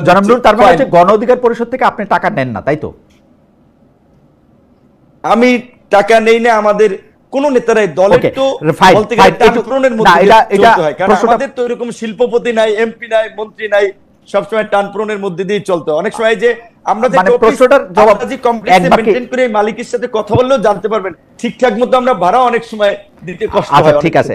আর 2 নম্বর প্রশ্ন হচ্ছে যে আপনি কি সত্যি সত্যি, মানে ওইটা আপনাকে গত বছরও না তার আগের বছরও যখন এটা নিয়ে কথা উঠছিল, ছাত্রলীগের ওরা যখন কথা উঠছিল তখন আমি প্রশ্ন করছিলাম, আবারও একটু প্রশ্ন করি, আপনার সাথে কি আসলেই কোনো মোসাদ এজেন্ট কথা বলছিল? ওই যে যেই লোকটার ছবি দেখা যাচ্ছিল আপনার সাথে, তিনি কি ইসরায়েলের লোক? আচ্ছা শুনেন, এটা এই কোশ্চেনটা আমি আপনারা যেটা বলতে চাই যে দেখেন, এইটা নিয়ে বাংলাদেশে এবং আপনারও অন্তত 4 থেকে 5টা প্রোগ্রাম আমি কথা বলছি। তো এইটা হচ্ছে ন্যারেটিভ এবং এইটা হচ্ছে মানুষকে আপনার হেয় করার কিংবা মানুষকে বিতর্কিত করার একটা রাস্তা। অর্থাৎ একটা ওই যে জার্মান ভাষাতে একটা প্রবাদ আছে, if you want to kill a dog first give a bad name, then তাকে কিল করো। সো ওই জায়গা থেকে যে একটা মানুষের চরিত্র হননের জন্য একটা নেতিবাচক কমেন্ট কিংবা নেতিবাচক ঘটনাকে বারবার সামনে নিয়ে আসা, আমরা এটা পরিষ্কার করেছি। সো এই বিষয় নিয়ে আমি তো, আপনি ধরেন এই সবাই মানে মানুষকে বিভ্রান্ত করতে চাইলে একই কথা ছড়াবে, আমি তো সেটা বলবো না। তো আমি এখানে একটা কথা বলতে চাই, আপনি যারা সাইমুম ভাইকে বলেছিলেন ওই প্রশ্নটা সাইমুম ভাই বা বলেন, আমি উত্তর দিতে পারতাম, যেটা আপনি বলছিলেন জর্জ অরওয়েলের একটা ঘটনা উদাহরণ দিয়ে যে all animals are equal but some are more equals than others. তো ইয়েস, তো এইটা হচ্ছে, এটা বাংলাদেশের প্রেক্ষাপটে এই গত 53 বছরেও তাই ছিল এবং এখনো আছে, ভবিষ্যতে কতদিন থেকে আমি জানি না। কারণ হচ্ছে এই কথা বললাম যে আমরা যতই ন্যায় বিচারের কথা বলি, আমরা যদি সুশাসনের কথা বলি, বাংলাদেশের রাজনীতিতে 50 বছরের ইতিহাসে এখন পর্যন্ত যাদের মুসলমান আছে, যারা রাজনৈতিকভাবে সাংগঠনিকভাবে যাদের সংগঠন বড়, তারা অনেক ক্ষেত্রে পাওয়ার মিসইউজ করে, প্রভাব বিস্তার করে, সেইটা বাংলাদেশে এখনো বলবৎ আছে। আপনি যেটা ইনফরমালি বলেছিলেন সম্ভবত, যে 5ই আগস্টের পরে রাজনৈতিক সংস্কৃতির পরিবর্তন হয় নাই, আগের মতো পেশি শক্তি আধিপত্য বিস্তার রাজনীতি পরিবর্তন হয় নাই। সবচেয়ে দুঃখজনক যে আজকে এই গণমাধ্যম, আগে আওয়ামী লীগের দালালি করেছে, এখনো গণমাধ্যমগুলো একটা নির্দিষ্ট শ্রেণী পেশার মানুষের হাতে বন্দী। দুঃখ লাগে, কষ্ট হয়। রাজনীতির বাইরে এমপি হাত ভাঙি নাই, পা ভাঙি নাই, মাজা ভাঙি নাই, কোমর ভাঙি নাই। জনাব নূর, এই নির্দিষ্ট শ্রেণী পেশাকে বিএনপির লোক, বিএনপির প্রতি দুর্বল হয়েছে গণমাধ্যম, না কার প্রতি? সরকারের না, এখানে ধরেন এখন যেহেতু স্বাভাবিকভাবে এখন এনসিপির এক নেতা উপদেষ্টা আছে, তাদের প্রভাব আছে। বিএনপি একটা বড় রাজনৈতিক দল, তাদের শেল্টার ছাড়া তো চলতেই পারবে না ব্যবসায়ী কিংবা গণমাধ্যম, তাদের প্রভাব আছে, জামাতের প্রভাব আছে। আমি একটু শেষ করি খালেদ, আমি এটা শেষ করি 30 সেকেন্ড। যে আমরা চেয়েছিলাম, যেটা আমরা বলি যে একটা স্বাধীন বিচার বিভাগ, একটা স্বাধীন গণমাধ্যম, একটা জনবান্ধব এবং জবাবদিহিতামূলক প্রশাসন। কিন্তু দুঃখজনক গত 10 মাসে আপনি যেটা বলছিলেন যে কেন আমি পজিশন চেঞ্জ করি, এই সরকারকে আনকন্ডিশনাল সাপোর্ট দিয়েছিলাম, তারা 10 মাসে ওইভাবে আমাদের আকাঙ্ক্ষা তো পূরণ করতে পারে নাই। তারা পেরেছে যে প্রশাসনের মধ্যে একটা পরিবর্তন আনতে, রাজনৈতিক সংস্কৃতির পরিবর্তন আনতে, গণমাধ্যমকে ওইভাবে শক্তভাবে দাঁড় করাতে। সব আগের মতোই একটা পরিস্থিতির দিকে যাচ্ছে। তাহলে কি আমরা আবার সরকারে কি দোষ? আন্দোলন করবো, আবার জীবন দেবো, আবার রক্ত ঝরাবো? নূর, সরকারে কি দোষ? আপনারা তো প্রতি পদে পদে, আপনি না মানে প্রতি পদে পদে সরকারকে বিক্ষোভ, সমাবেশ, তারপরে বৈপরীত্য, এগুলি সব এই রকমের অভ্যুত্থান পরবর্তী সময়ে এদের উচিত ছিল একটা জাতীয় সরকার করা। আপনি এই পুরো উপদেষ্টা পরিষদে 5টা লোক দেখাতে পারবেন না যাদের জন্য শক্ত অবস্থান আছে। আপনি এই আপনার ভাই সাইমুম ভাই যেটা বলেছেন সেই কথাটি, হ্যাঁ ওই যেটা আমি বলতে চাইছিলাম, কেন নির্বাচন নিয়ে এই উত্তপ্ত পরিস্থিতি যেটা আপনি বললেন যে ফেব্রুয়ারি থেকে এপ্রিল 2 মাসের ব্যবধানে তৈরি হলো। কথা বলতে গেলে অনেক কথাই আসে, আমি সংক্ষেপে বলি। সাইমুম ভাই যেটা বলেছেন পরেরবার বলেন, আমরা একটু অনুষ্ঠানটা একটু বাড়ায় নিব, অনুষ্ঠানটা একটু বাড়ায় নিব। আপনি একটু পরে একটু বললেন, কারণ হচ্ছে যে দুইটা তিনটা বিষয় আমরা একটু বাড়ায় নিব অনুষ্ঠানটা। ডক্টর পারভেজ, দুইটা বিষয় নিয়ে যদি আপনি একটু কুইক মন্তব্য করেন। একটা হচ্ছে জনাব ইশরাক, যিনি নিজেকে মেয়র একরকম ঘোষণাই করেছেন, পিছনে মেয়রের ব্যানার নিয়ে সামনে বসছেন, সেইটা নিয়ে আসলে বিএনপি কি মনে করে বা আপনি কি মনে করেন, এই ইশরাক সিচুয়েশনটা নিয়ে যদি একটু বলতেন। আমি প্রশ্নটা বড় করতে চাই না। আর 2 হচ্ছে আওয়ামী লীগের কার্যক্রম এখন নিশ্চিত, এটা একদম স্পষ্ট যে আওয়ামী লীগ এই ইলেকশনে অংশ নিতেছে না। বিএনপির যারা আপনারা তাত্ত্বিক এবং নীতি নির্ধারক আছেন, তারা কি একটা ফাংশনাল বিরোধী দল খোঁজ করতেছেন কিনা, নাকি এরকম একটা ভাব আমাদের সঙ্গে থাকলে থাকো, না থাকলে নাই? কারণ আপনারা বুঝতেই পারতেছেন বিপুল পরিমাণে বিপুল সংখ্যাগরিষ্ঠতা আপনারা আসবেন, সুতরাং কে আপনাদের বিরোধী দল হবে বা কে দলের মধ্যে থাকবে, এইটার একটা রেখাচিত্র অঙ্কন করা হইতেছে কিনা? বিরোধী দল হিসেবে আপনি কাকে দেখেন? ধন্যবাদ খালেদ ভাই। জি হ্যাঁ, ধন্যবাদ খালেদ ভাই। আমি এই দুইটা কোশ্চেনের অবশ্যই উত্তর দিব। তার আগে আমি একটু নূর ভাই যে কথা বললেন সেটা সূত্র ধরে কিছু বিষয় বলে তারপরে ওই প্রশ্নে যেতে চাই। খুব বেশি সময় আমি নেব না। প্রথম যে বিষয়টি, যেটি আপনিও বলেছেন যে গত 15 বছরে আমরা বাংলাদেশে একটি প্রশ্নাতীত বা আনকোশ্চেনেবল একটা রয়্যাল রেজিমের আমরা শাসন দেখেছি, যে কারণে আমরা শেখ হাসিনার যে শাসনামল, সেই শাসনামলে শেখ হাসিনা এবং তার ফ্যামিলি, শেখ মুজিব থেকে শুরু করে তার ফ্যামিলি মেম্বার সবাইকে এক ধরনের পলিটিক্যাল ডেইটি বা রাজনৈতিক দেবত্ব আরোপ করা হয়েছিল তাদের চরিত্রের উপরে, যে কারণে তাদেরকে কোনো প্রশ্ন করা যেত না। কিন্তু বিএনপি অবশ্যই হচ্ছে যে সেই ধরনের কোনো ধরনের নীতি অনুসরণ করতে চায় না। এবং আপনারা দেখেছেন যে আমরা যে গণমাধ্যমের স্বাধীনতার কথা আমরা 31 দফায় বলেছি, ইভেন আমরা যখন বিএনপি শাসনামল ছিল তখনও কিন্তু অসংখ্য কার্টুন সমালোচনা বিএনপির বিরুদ্ধে করেছে, সেটার কিন্তু কোনো আইনগত ব্যবস্থা কখনো বিএনপি নেয়নি। বরং আমরা খুবই রিসেন্টলি আমরা দেখছি যে তারেক রহমানের বিরুদ্ধে এক ধরনের কার্টুন করার পরে কিন্তু তারেক রহমান সেটাকে উৎসাহিতই করেছেন। অর্থাৎ তারেক রহমান সম্পর্কিত, আমাদের যে ভারপ্রাপ্ত চেয়ারম্যান তারেক রহমানের জীবন সম্পর্কিত, তার সম্পর্কিত যত ধরনের প্রশ্ন আছে সেই প্রশ্ন করতে কিন্তু তিনি স্বাগতই জানান। এবং ভবিষ্যতে যদি জনগণের সুষ্ঠু নির্বাচনের মাধ্যমে সরকার গঠন করতে পারি, তাহলে অবশ্যই সেই ধারাবাহিকতা আমরা বজায় রাখব। জি, আর একটা যে বিষয় যেটা হচ্ছে এতক্ষণ ধরে হচ্ছে আমরা মাসুল পাওয়ারের কথা বললাম, জি এবং নূর ভাইও হচ্ছে বিভিন্ন সময় তার কথা বললেন। আমি নূর ভাইয়ের যে একটা গণতান্ত্রিক পথযাত্রায় তার একটা অবদান আছে, সেটার জন্য আমি তাকে ধন্যবাদ জানাই।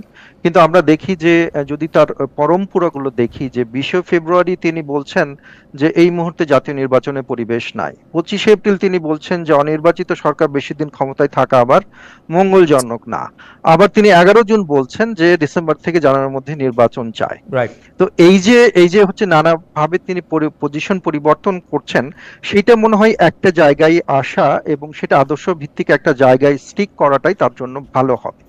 এখন যে মাসুল পাওয়ারের কথা বললেন বা পলিটিক্যাল ভায়োলেন্সের কথা বললেন, এটা কিন্তু এক্সক্লুসিভলি বিএনপি বড় দল বলে হয়তো বিএনপির বিরুদ্ধে অভিযোগ অনেক আসছে। রিসেন্টলি আমরা এনসিপির হচ্ছে একটা তালিকা দেখেছি, হ্যাঁ, যেখানে 123 জনের মতো হচ্ছে যে বিএনপিকে অভিযুক্ত করা হয়েছে হত্যাকাণ্ড ইত্যাদি, বা বিভিন্ন মাসুল পাওয়ার ইউজ করা হয়েছে সেখানে।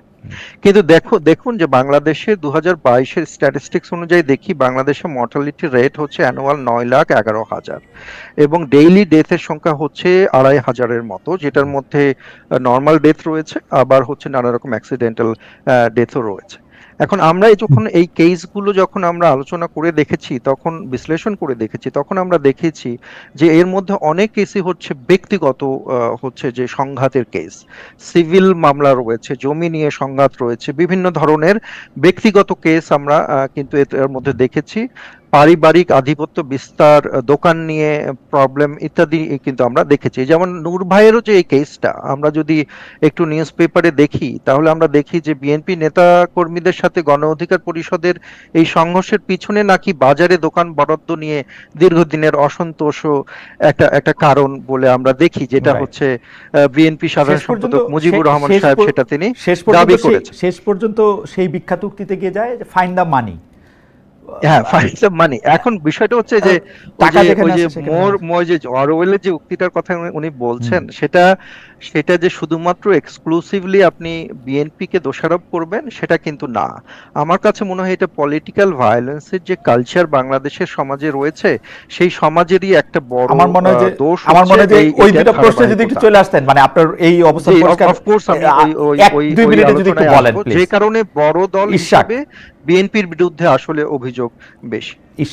কিন্তু তাই বলে যে এনসিপি বা জামাত বা গণ অধিকার পরিষদ পিছিয়ে রয়েছে তাদের স্কেল অনুযায়ী, সেটা কিন্তু না বলে আমি মনে করি। যদি সুযোগ দেন পরে আমি এটা আমার এখন ইশরাকের যে প্রসঙ্গ, নূর বলবেন এটা নিয়ে, ইশরাকের যে প্রসঙ্গটা আপনি বললেন, এখন ইশরাকের প্রসঙ্গে আসলে আমরা একটা বড় ধরনের আলোচনার যে পার্সপেক্টিভ, সেই পার্সপেক্টিভে আমরা ইশরাককে আমরা ভিকটিম বানাচ্ছি না, ইশরাককে আমরা দোষী বানাচ্ছি, ইশরাককে আমরা ব্লেম করছি যে তিনি কেন নিজেকে হচ্ছে মেয়র হিসাবে বলছেন, তাই না?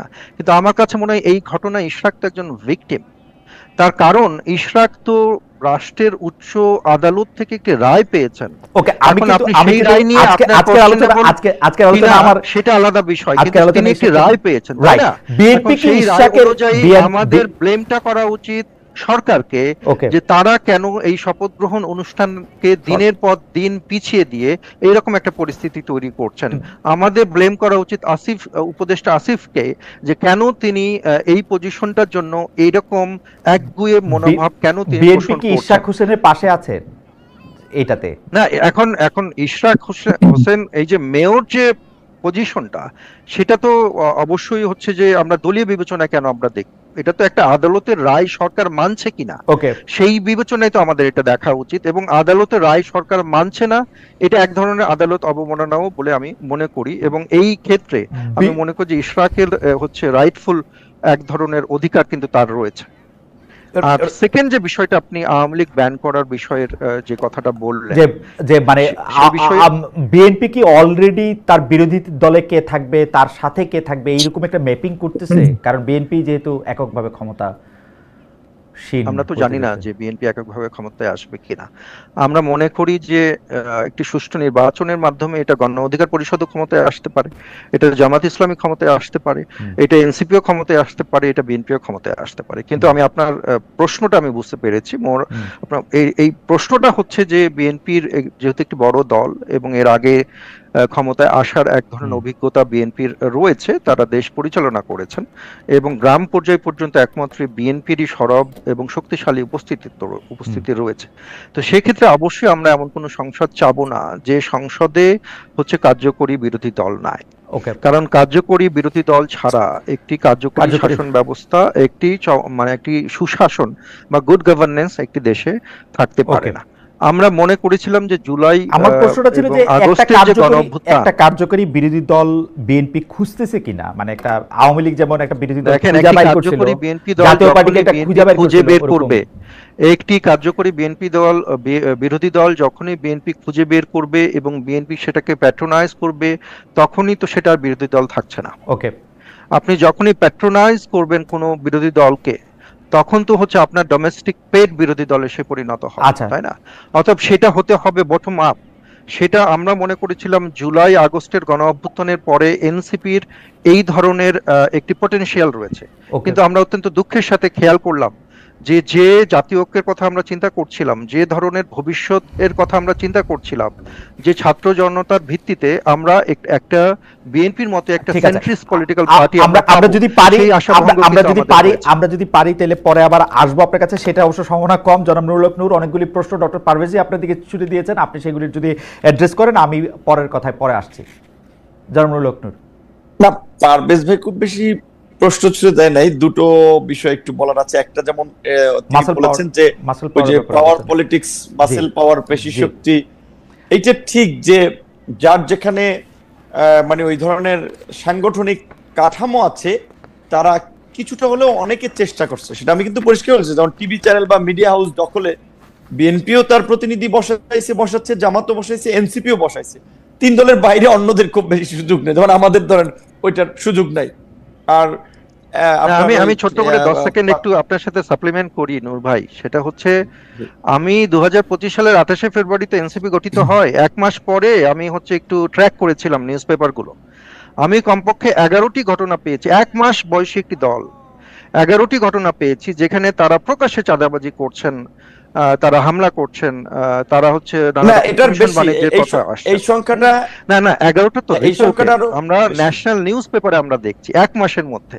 তার মানে আমার কাছে মূল প্রবলেমটা পলিটিক্যাল কালচারে মনে হয়। জনাব নূর, আমরা যদি ব্যাপারটাকে স্কেলের মধ্যে আনি, আপনার বিরুদ্ধেও কিন্তু অভিযোগ আছে যে আপনি যে দক্ষিণ ঢাকার মধ্যে ইন্টারেস্ট নিচ্ছেন সেটাও কতগুলি দোকান বাজার, কতগুলি স্বার্থ সংশ্লিষ্ট। আপনি যে পটুয়াখালী 10 মিনিট যেটা আসলে উল্লেখ করলেন জনাব পারভেজ, যে আপনি ওইখানেও আসলে এইগুলি নিয়েই আসলে সংঘাত, এই সংঘাতটা আদর্শের জায়গায়। 21শে মে 2025 একটু আমি 10 সেকেন্ড 21শে মে 2025 আপনার মানে নূর ভাইয়ের পছন্দের ঠিকাদারকে নাকি কাজ না দেওয়ার জন্য নগর ভবনে বিশৃঙ্খলার একটা অভিযোগ। আমি এটা কথা জানেন নূর, দুইটাই যদি একটু বলেন যে নূর আপনার ইন্টারেস্টটা শেষ পর্যন্ত টাকা না এখন এইখানে আমরা বলতে গেলে, এখন সাইমন বলেছে এখন আমার হাটে একটু হাড়ি ভাঙা লাগে আর কি। বলতে গেলে এজাজের বিরুদ্ধে আমাদের অপসারণ দেবে, এটা তো পলিটিক্যাল মুভ। এটাও তো বলতে গেলে বিএনপির এখানে সমর্থন আছে, আমরা বিএনপির মিত্র হিসেবে। আমি কিন্তু কোনোভাবে আপনাকে অভিযোগ করছি না নূর ভাই, আমি বলছি স্কেলের কথা, আমি বলছি যে কি কালচারটা চালু হয়েছে সেটার কথা। আমি কিন্তু ওই যুক্তি দিচ্ছি না যে ডক্টর পারভেজ, আমরা একটু নূরকে একটু শুনি নিরবিচ্ছিন্ন ভাবে, নাইলে পরে এখানে শুনেন। আচ্ছা, যেগুলো একটা রাইট একটা বিভ্রান্তি তৈরি, যেমন এটা হচ্ছে আমাদের রাজনৈতিক নেতৃবৃন্দর একটু যে কোনো ঘটনা একটু মন্তব্য করলে তার একটু ডিটেইলসটা জানার দরকার, বিশেষ করে আমরা সিনিয়র পর্যায়ে থেকে মন্তব্য করলে। যেমন আমাদের এই লোকাল ঝামেলাটার কথা যেটা পারভেজ ভাই বা আপনার ধরেন মন্তব্যে পাবলিক বুঝবে যে দোকান বরাদ্দ নেই এরকম, অথচ বিষয়টি ছিল যে আপনার হাট বাজার গ্রামের যেটা হয় সেটা একটা সরকারি জায়গা, ওই জায়গাগুলোতে যারা ব্যবসা বাণিজ্য করে প্রতি বছর সরকারকে একটা রাজস্ব দিতে হয় 1% জন্য 260 টাকা, সেখানে 0.5% করে তারা বরাদ্দ দেয়। একজন হয়তো ভিন্ন নামে আরো বেশি নেয়, কিন্তু তাহলে 0.5% জন্য সরকারের ফি হচ্ছে 130 টাকা। সেখানে ইউনিয়ন বিএনপির সভাপতি বাজারে ব্যবসায়ীদেরকে ডেকে 35,000 টাকা দাবি করেছে। আমি সেটা নিয়ে বক্তব্য দিয়েছি যে রাজনীতি করলে খুঁতখুরার দিকে নজর দেওয়া যাবে না, মানুষের জন্য কাজ করতে হবে। এখানে 130 টাকার জায়গায় কেন 35,000 টাকা নেবে? তাহলে দেখেন, এই যে আপনি কিংবা পারভেজ ভাই বা যতটুকু মন্তব্য করেছে, মানুষ কিন্তু হয়তো ভাবতো কি আচ্ছা নূর ভাই বোধহয় দোকান দখলে না পাইয়া এইটা হয়েছে, কিন্তু ঘটনাটা ছিল এখানে কিন্তু দোকান টোকান দখল মকল কিচ্ছু নেই। সরকারি স্বাভাবিকভাবেই পাওয়ার পার্টি লোকেরা প্রশাসনের সাথে সমঝোতা করেই এই হাট বাজার ইজারা নেওয়াটাও এই কাজগুলো করে। আমি যে সেটা নিয়ে মন্তব্য করেছি কেন 130 টাকার জায়গায় 35,000 টাকা নেওয়া হবে। সেম ঘটনা আপনি খালেদ ভাই এবার বলছেন দক্ষিণ না উত্তরের ঘটনাটি ছিল। এখন তো আপনার আওয়ামী লীগের লোকজন কার্যত এই আপনার অনেক সরকারি কার্যক্রমে সেখানে নাই, সেখানে বিরোধী দলের লোকেরা অনেক জায়গায় কার্যক্রম করছে। সেখানে আমাদের লোকেরা গাবতলীতে আপনার বিএনপির লোক, যদি হানিফ পরিবহনের ওই ভদ্রলোক এবং আমাদের কিছু ছেলেরা, তারা আপনার টেন্ডারের সর্বোচ্চ হয়েছে 20 কোটি আপনার 65 লাখ টাকা সর্বোচ্চ দরদাতা হয়েছে গাবতলীর একটা বাজারে, সেইটা তাদেরকে দেওয়া হয় না। হ্যাঁ, যেটা স্বামী ভাই অনেকদিন লেখালেখি করেছে। সেকেন্ড পজিশনে যিনি ছিলেন তিনি দিয়েছেন 14 কোটি টাকা, আর যিনি সর্বোচ্চ দরদাতা হয়েছেন তিনি দিয়েছেন 20 কোটি 65 লাখ। এই 6 কোটি টাকা ডিফারেন্সের পরেও সর্বোচ্চ দরদাতাকে দেওয়া হচ্ছিল না। তখন আমি জনাব এজাজ সাহেবকে বলেছিলাম যেখান তো তারা সিস্টেম প্রক্রিয়া পেয়েছে, আপনারা দেন নাই কেন? তখন সে বলেছিল যে ভাই এখানে বোঝেন অনেক হিসাব কিতাব আছে, হ্যাঁ আপনাদের লোকেরা যদি পরবর্তীতে কোনো কাজ করে আমাদের সাথে একটু দেখা করতে পারবেন, এই বিষয়টা ছিল। তো আমি তো ভাই আমি আপনার এই একটা সিটি কর্পোরেশনের কথা বাদ দেন, আমি এই যে বললাম যে আপনার এই বিভিন্ন ধরনের আর্থিক বিভিন্ন ধরনের কথাবার্তা বলে থাকে, 5টা সুস্পষ্ট এভিডেন্স যদি কেউ দেখাতে পারে, আপনার প্রকল্প লাইভ চ্যালেঞ্জ দিয়ে বললাম মানুষের সামনে মুখ নিয়ে রাজনীতি করব না, কিন্তু আমাদের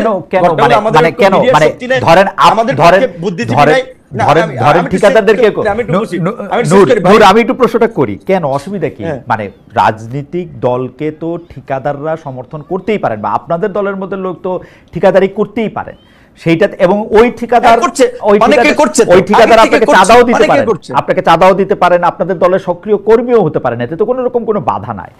আমার প্রশ্ন হচ্ছে যে জনাব নুরুল হক নূর, না কিন্তু আপনাকে বাংলাদেশে সবাই চেনে, আপনি কি আপনার চেনা পরিচিতি আপনার দলের পরিচয় খাটিয়ে আপনি আসলে ঠিকাদারির লাইসেন্স পাইয়ে দেওয়ার থেকে শুরু করে কাজ পাইয়ে দেওয়া এই ব্যাপারে আপনি আসলে প্রভাব বিস্তার করতেছেন কিনা? ফোন উঠায় বলতেছেন কিনা আমি নুরুল হক নূর বলছি, আমার লোককে কাজ দিতেই হবে, অথবা সশরীরে যাচ্ছেন, লোককে কাজ না দিলে ঢাকা উত্তর অচল করে দিবেন? খালেদ ভাই আচ্ছা বলেন, আমি কি সরকারি দল এনসিপি, বিরোধী দলকে প্রধান বিরোধী দল বিএনপি লোকের এক জায়গায় গেলে অফিসার আমাকে কেন দেবে? আমার কি আছে বলেন, আমার কি আছে? আমার আমাকে ছোট করা করা, হ্যাঁ চিঠি আপনি বলছেন, আমি সংবাদকে বলছিলাম যে বিএনপি একটা চিঠি দিয়েছিল, সেটা অনেককে ভেবেছিল এটা বিপিনের জন্য আশীর্বাদ, কিন্তু সেটা এখন অভিশাপে পরিণত হয়েছে এলাকায়, কারণ ওই চিঠির কারণেই আরো হামলা মামলা অবিরত চলতেছে।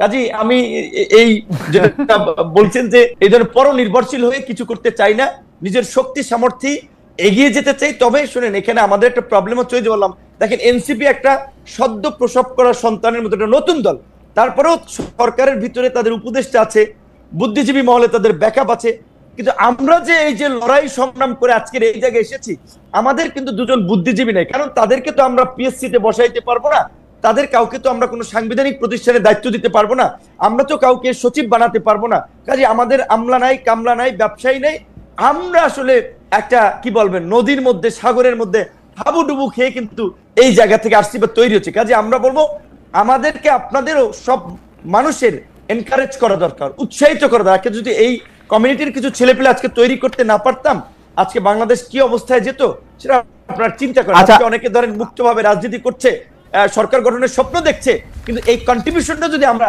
আজকে না রাখতে পারতাম, এটা সুদূর পরা হতো না। কিন্তু আমরা যে আপনাকে সমর্থন করব, আপনার মধ্যে আমরা আলাদা কি দেখতেছি যেটা আমরা বিএনপির মধ্যে দেখি না, এনসিপির মধ্যে দেখি না?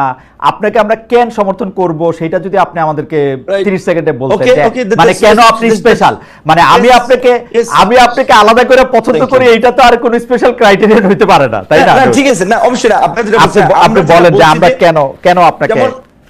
আজকে বাংলাদেশে সংস্কার হচ্ছে, সংস্কার নিয়ে ব্যাপক আলোচনা হচ্ছে। 2021 সালে রাজনৈতিক দল গঠন করেছি, সে সময় আমরা পরিষ্কারভাবে ঘোষণা দিয়েছিলাম বাংলাদেশের দ্বিদলীয় রাজনীতি বাংলাদেশের সমাজকে সংঘাত এবং সহিষ্ণু করেছে, সমাজকে পারিবারিকভাবে বিভাজিত করেছে এবং এই সংঘাতকে একেবারে রুট লেভেলে ছড়িয়ে দিয়েছে। এই সংঘাত এবং সহিংসতা রাজনীতির পরিবর্তে নতুন ধারা রাজনীতি দরকার, ভারসাম্যপূর্ণ সংসদ দরকার। সেজন্য আমরা আনুপাতিক হারে নির্বাচনের কথা বলেছি, আমরা দ্বিকক্ষ বিশিষ্ট সংসদের কথা বলেছি, প্রশাসনকে জবাবদিহিতা আনার জন্য আমরা একটা জবাবদিহিতামূলক প্রশাসনের সংস্কার করব।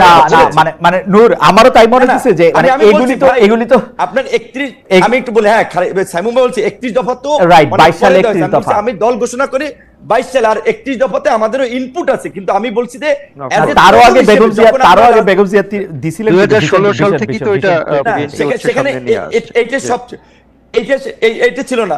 আপনার এই বাংলাদেশে আওয়ামী লীগ এবং বিএনপির মতো বুর্জোয়া দলগুলোই তো এই যে আপনার বলেন যে গ্রামীণ পাওয়ার পলিটিক্স কিংবা পেশি শক্তির পলিটিক্সটাকে জিয়ে রাখছে। তো সেক্ষেত্রে আমি সহজ করে বলি, একদম শেষ করতে চলে আসছি। জনাব নূর, আমি একদম শেষ কথা বলি, না আমি এটা শেষ কথা মানে শেষ কথা বলি যে আপনি আসলে যেসব কথা বলতেছেন তার মধ্যে থেকে আমি আসলে আলাদা করে কোনো কিছু আমি পাইতেছি না। শুধু এটা আমি বুঝতেছি যে দুই দলের রাজনীতি করে বাংলাদেশকে বিভক্ত করে বাংলাদেশকে লুটপাট করছে, এখন তাদেরকে বাদ দিতে হবে, আমরা করব সেই লুটপাট। ব্যাপারটা কি এরকম? আমার গ্রামে অনেক বক্তব্য আমি একটা কথা বলি যে যারা ভালো মানুষ তাদেরকে আপনারা রাজনীতিতে সাপোর্ট করেন, সেটা আমার দলে থাকলে অন্য দলে থাকলে। আমরা চাই রাজনীতিতে একটা গুণগত পরিবর্তন হোক। আজকে দেখেন কোন কলেজ বিশ্ববিদ্যালয়ে ছাত্র সংসদ নির্বাচন নেই, অছাত্ররা ছাত্র রাজনীতি করে এবং ছাত্র রাজনীতি যখন যে দল ক্ষমতায় থাকে ক্যাম্পাসকে একটা মিনি ক্যান্টনমেন্টে পরিণত করে। আমরা বলছি যে কলেজ বিশ্ববিদ্যালয়ের নিয়মিত ছাত্র সংসদ নির্বাচনের মাধ্যমে একটা সুস্থ ধারার আমাদের আর সময় নাই, আমাদের আর সময় নাই, আমাদের 30 সেকেন্ড শেষ করছি। আমরা পজিটিভ পলিটিক্সের মাধ্যমে আমরা দেশ এবং সমাজকে পরিবর্তন করতে চাই। সেক্ষেত্রে বিদ্যমান সিস্টেমকে চাইলেই রাতারাতি আমরা পরিবর্তন করে দিতে পারবো না, কিন্তু এটা ঠিক যে পুরানো পলিটিক্স দিয়ে এটা কোনোভাবেই পরিবর্তনটা সম্ভব না। আমাদের আর সময় নেই, সেটা তো আমরা আছি, বিএনপির সেই প্রোগ্রামের সাথে তো আমরা আছি। আমরা তো দফাতে ধরেন বিএনপির ছিল 10 দফা, আমাদের হাতে একদম সময় নাই, আমাদের হাতে একদম সময় নাই। আমরা জনাব নুরুল হক নূরকে আবার একটু 30 সেকেন্ড শুনবো, আপনি যদি এখন 15 সেকেন্ড বলেন কি বলতে দিছিলেন। জি জি, অনেক অনেক ধন্যবাদ। আমার একটু বেশি দেন, সাইমুম ভাই বড় দলের না, মানে 30 সেকেন্ড দিল তো তারে আর টাইম নাই। জি ডক্টর পারভেজ, আপনি বলেন। অনেক অনেক ধন্যবাদ। তো এখন হচ্ছে বাংলাদেশে যে ভবিষ্যৎ বাংলাদেশ করার কথা বাংলাদেশ জাতীয়তাবাদী দল বিএনপি বলছে, সেখানে যে সংস্কার প্রস্তাবগুলো বিএনপি দিচ্ছে তার কিন্তু একটা গুরুত্বপূর্ণ অংশ রয়েছে। আমরা মনে করছি যে বাংলাদেশের জনগণের সাথে সম্পৃক্ত যে পরিবর্তনগুলো করা দরকার। অনেকেই দাবি করেন যে বিএনপি নাকি সংস্কার চায় না, কিন্তু আপনারা জানেন যে সংস্কারের ধারক ও বাহক আসলে বিএনপি। 2016 ভিশন 2030 থেকে শুরু করে 2022 থেকে শুরু করে এবং আমরা এখন পর্যন্ত আমরা দেখছি। তো এখন এই যে পরিবর্তনটা কোন জায়গায়, যেটা হচ্ছে যে ওই নূর ভাইও বলছিলেন যে আসলে বিএনপির যে সামনের যে রাজনীতি, সেই রাজনীতিতে তারা হিউম্যান ডেভেলপমেন্ট ইন্ডেক্স বা মানুষের প্রাত্যহিক জীবনের যে উন্নয়ন, সেটা স্বাস্থ্যের উন্নয়ন, সেটা শিক্ষার উন্নয়ন এবং হচ্ছে নারীর ক্ষমতায়ন ইত্যাদি যে মানুষ সম্পর্কিত যে উন্নয়নগুলো রয়েছে, সেই উন্নয়নগুলো সামনের দিনে বিএনপি অনেক ধন্যবাদ এবং নতুন বাংলাদেশ গড়ার পথে হচ্ছে বিএনপি এগিয়ে যাবে, এই আশাবাদ ব্যক্ত করি আমি আমার কথা শেষ করছি। ডক্টর পারভেজ, আপনাকে অনেক ধন্যবাদ। জনাব নূর, আপনি প্লিজ 1 মিনিটে শেষ করেন, মানে আমাদের আসলে অনেকটা সময় পার হয়ে গেছে, যে আপনি আপনার দলের নতুন ভিশন কি দেখেন। জি রাইট, আমরা এটাই বলবো, প্রথমত আমাদের দেশে আমাদের দেশের রাজনীতি একটা করাপ্টেড রাজনীতি। এই করাপ্টেড রাজনীতির অবশ্যই পরিবর্তন করতে হবে। তার জন্য প্রথমত ভালো মানুষকে রাজনীতিতে নিয়ে আসতে হবে, ভালো মানুষকে রাজনীতিতে আপনার জায়গা করে দিতে হবে এবং জনগণকেও তাদের সাথে থাকতে হবে, সেটা যেই দলেরই হোক না কেন। আমার কথা হচ্ছে আমার পরিবর্তে অন্য আরো অনেক দল তো আছে, তারা যদি ভালো কিছু করে তাহলে তো আমরা চাই সোসাইটির পরিবর্তন, আমরা চাই একটা নিরাপদ, আমরা চাই একটা দেশ, আমরা চাই একটা সমাজ, আমরা একটা সংঘাত সহিংসতা মুক্ত একটা রাজনৈতিক পরিবেশ। এখন এখানে বিএনপির সাথে তো আন্দোলনটা, যুগপৎ আন্দোলনটা, লড়াইটা আমরা আওয়ামী লীগের আমল থেকে করেছিলাম। বিএনপি একটা বড় দল, আমরা তো বিএনপির মধ্যে এই ধরনের একটা বড় ধরনের পরিবর্তন আমরা দেখতে চাই, কিন্তু বাস্তব হচ্ছে যে বিএনপির সিনিয়র নেতৃবৃন্দ অত্যন্ত যে সুন্দর সাবলীল ভাবে যেভাবে দেশবাসীকে মেসেজ দেওয়া, সমাজে একটা শান্তি শৃঙ্খলা রক্ষার জন্য নেতাকর্মীদের আহ্বান জানাচ্ছেন, বাস্তব কথা হচ্ছে বিএনপির তৃণমূল কিন্তু এটা শুনছে না। কাজে সেক্ষেত্রে আপনি যেটা বলছিলেন যে একটা ভালো বিরোধী দল কিংবা একটা ভারসাম্যপূর্ণ রাজনীতি না হইলে কিন্তু বিএনপি ক্ষমতায় গেলেও বিএনপি কিন্তু আওয়ামী লীগের মতো একটা হয়ে যেতে পারে। সেক্ষেত্রে সাইমুম পারভেজ ভাইয়ের মতো, মাহাদি আমিন ভাইয়ের মতো ইয়ং মেধাবী অনেক তরুণ লোক আছে বিএনপির ভারপ্রাপ্ত চেয়ারম্যান জনাব তারেক রহমানের পাশে। আমরা আশা করি তাদের মাধ্যমে এই সুন্দর বলেছেন যাবে এবং রাজনীতিতে একটা পরিবর্তন আসবে, দেশ একটা সঠিক পথে এগিয়ে যাবে। আমিও এই কথা, আমরা বিএনপিকেও সহযোগিতা করতে চাই। রাইট, আমি আপনার কথা দৃঢ়ভাবে বিশ্বাস করি, আমি দৃঢ়ভাবে বিশ্বাস করি যে আপনাদের মতো যারা আছেন তারা আসলে যদি ভালো থাকেন আমাদেরকেও ভালো আপনারাই রাখতে পারবেন। সুতরাং আপনাদেরকে অনেক ধন্যবাদ দিতে চাই। ডক্টর সাইমুম পারভেজ, আপনি আমাদের সাথে যুক্ত হয়েছেন, আপনার মূল্যবান সময় দিয়েছেন, সেজন্য আপনাকে অনেক অনেক ধন্যবাদ। জনাব নুরুল হক নূর, আপনার ব্যস্ততার মধ্যেও আপনি যে আমাদের সময় দিয়েছেন এবং অনেকগুলি প্রশ্নের জবাব দিয়েছেন, অংশগ্রহণ করেছেন আলোচনায়, সেজন্য আপনাকে অনেক অনেক ধন্যবাদ। অনেক দর্শক অনেক কথা বলেছেন, ভালো কথাও বলেছেন, খারাপ কথাও বলেছেন, কিন্তু এই ভালো খারাপ সবকিছু নিয়েই আমরা আজকের অনুষ্ঠান এখানেই শেষ করছি। আপনাদের অনেক ধন্যবাদ দিয়ে, দর্শকদেরও ধন্যবাদ দিয়ে আবার দেখা হবে।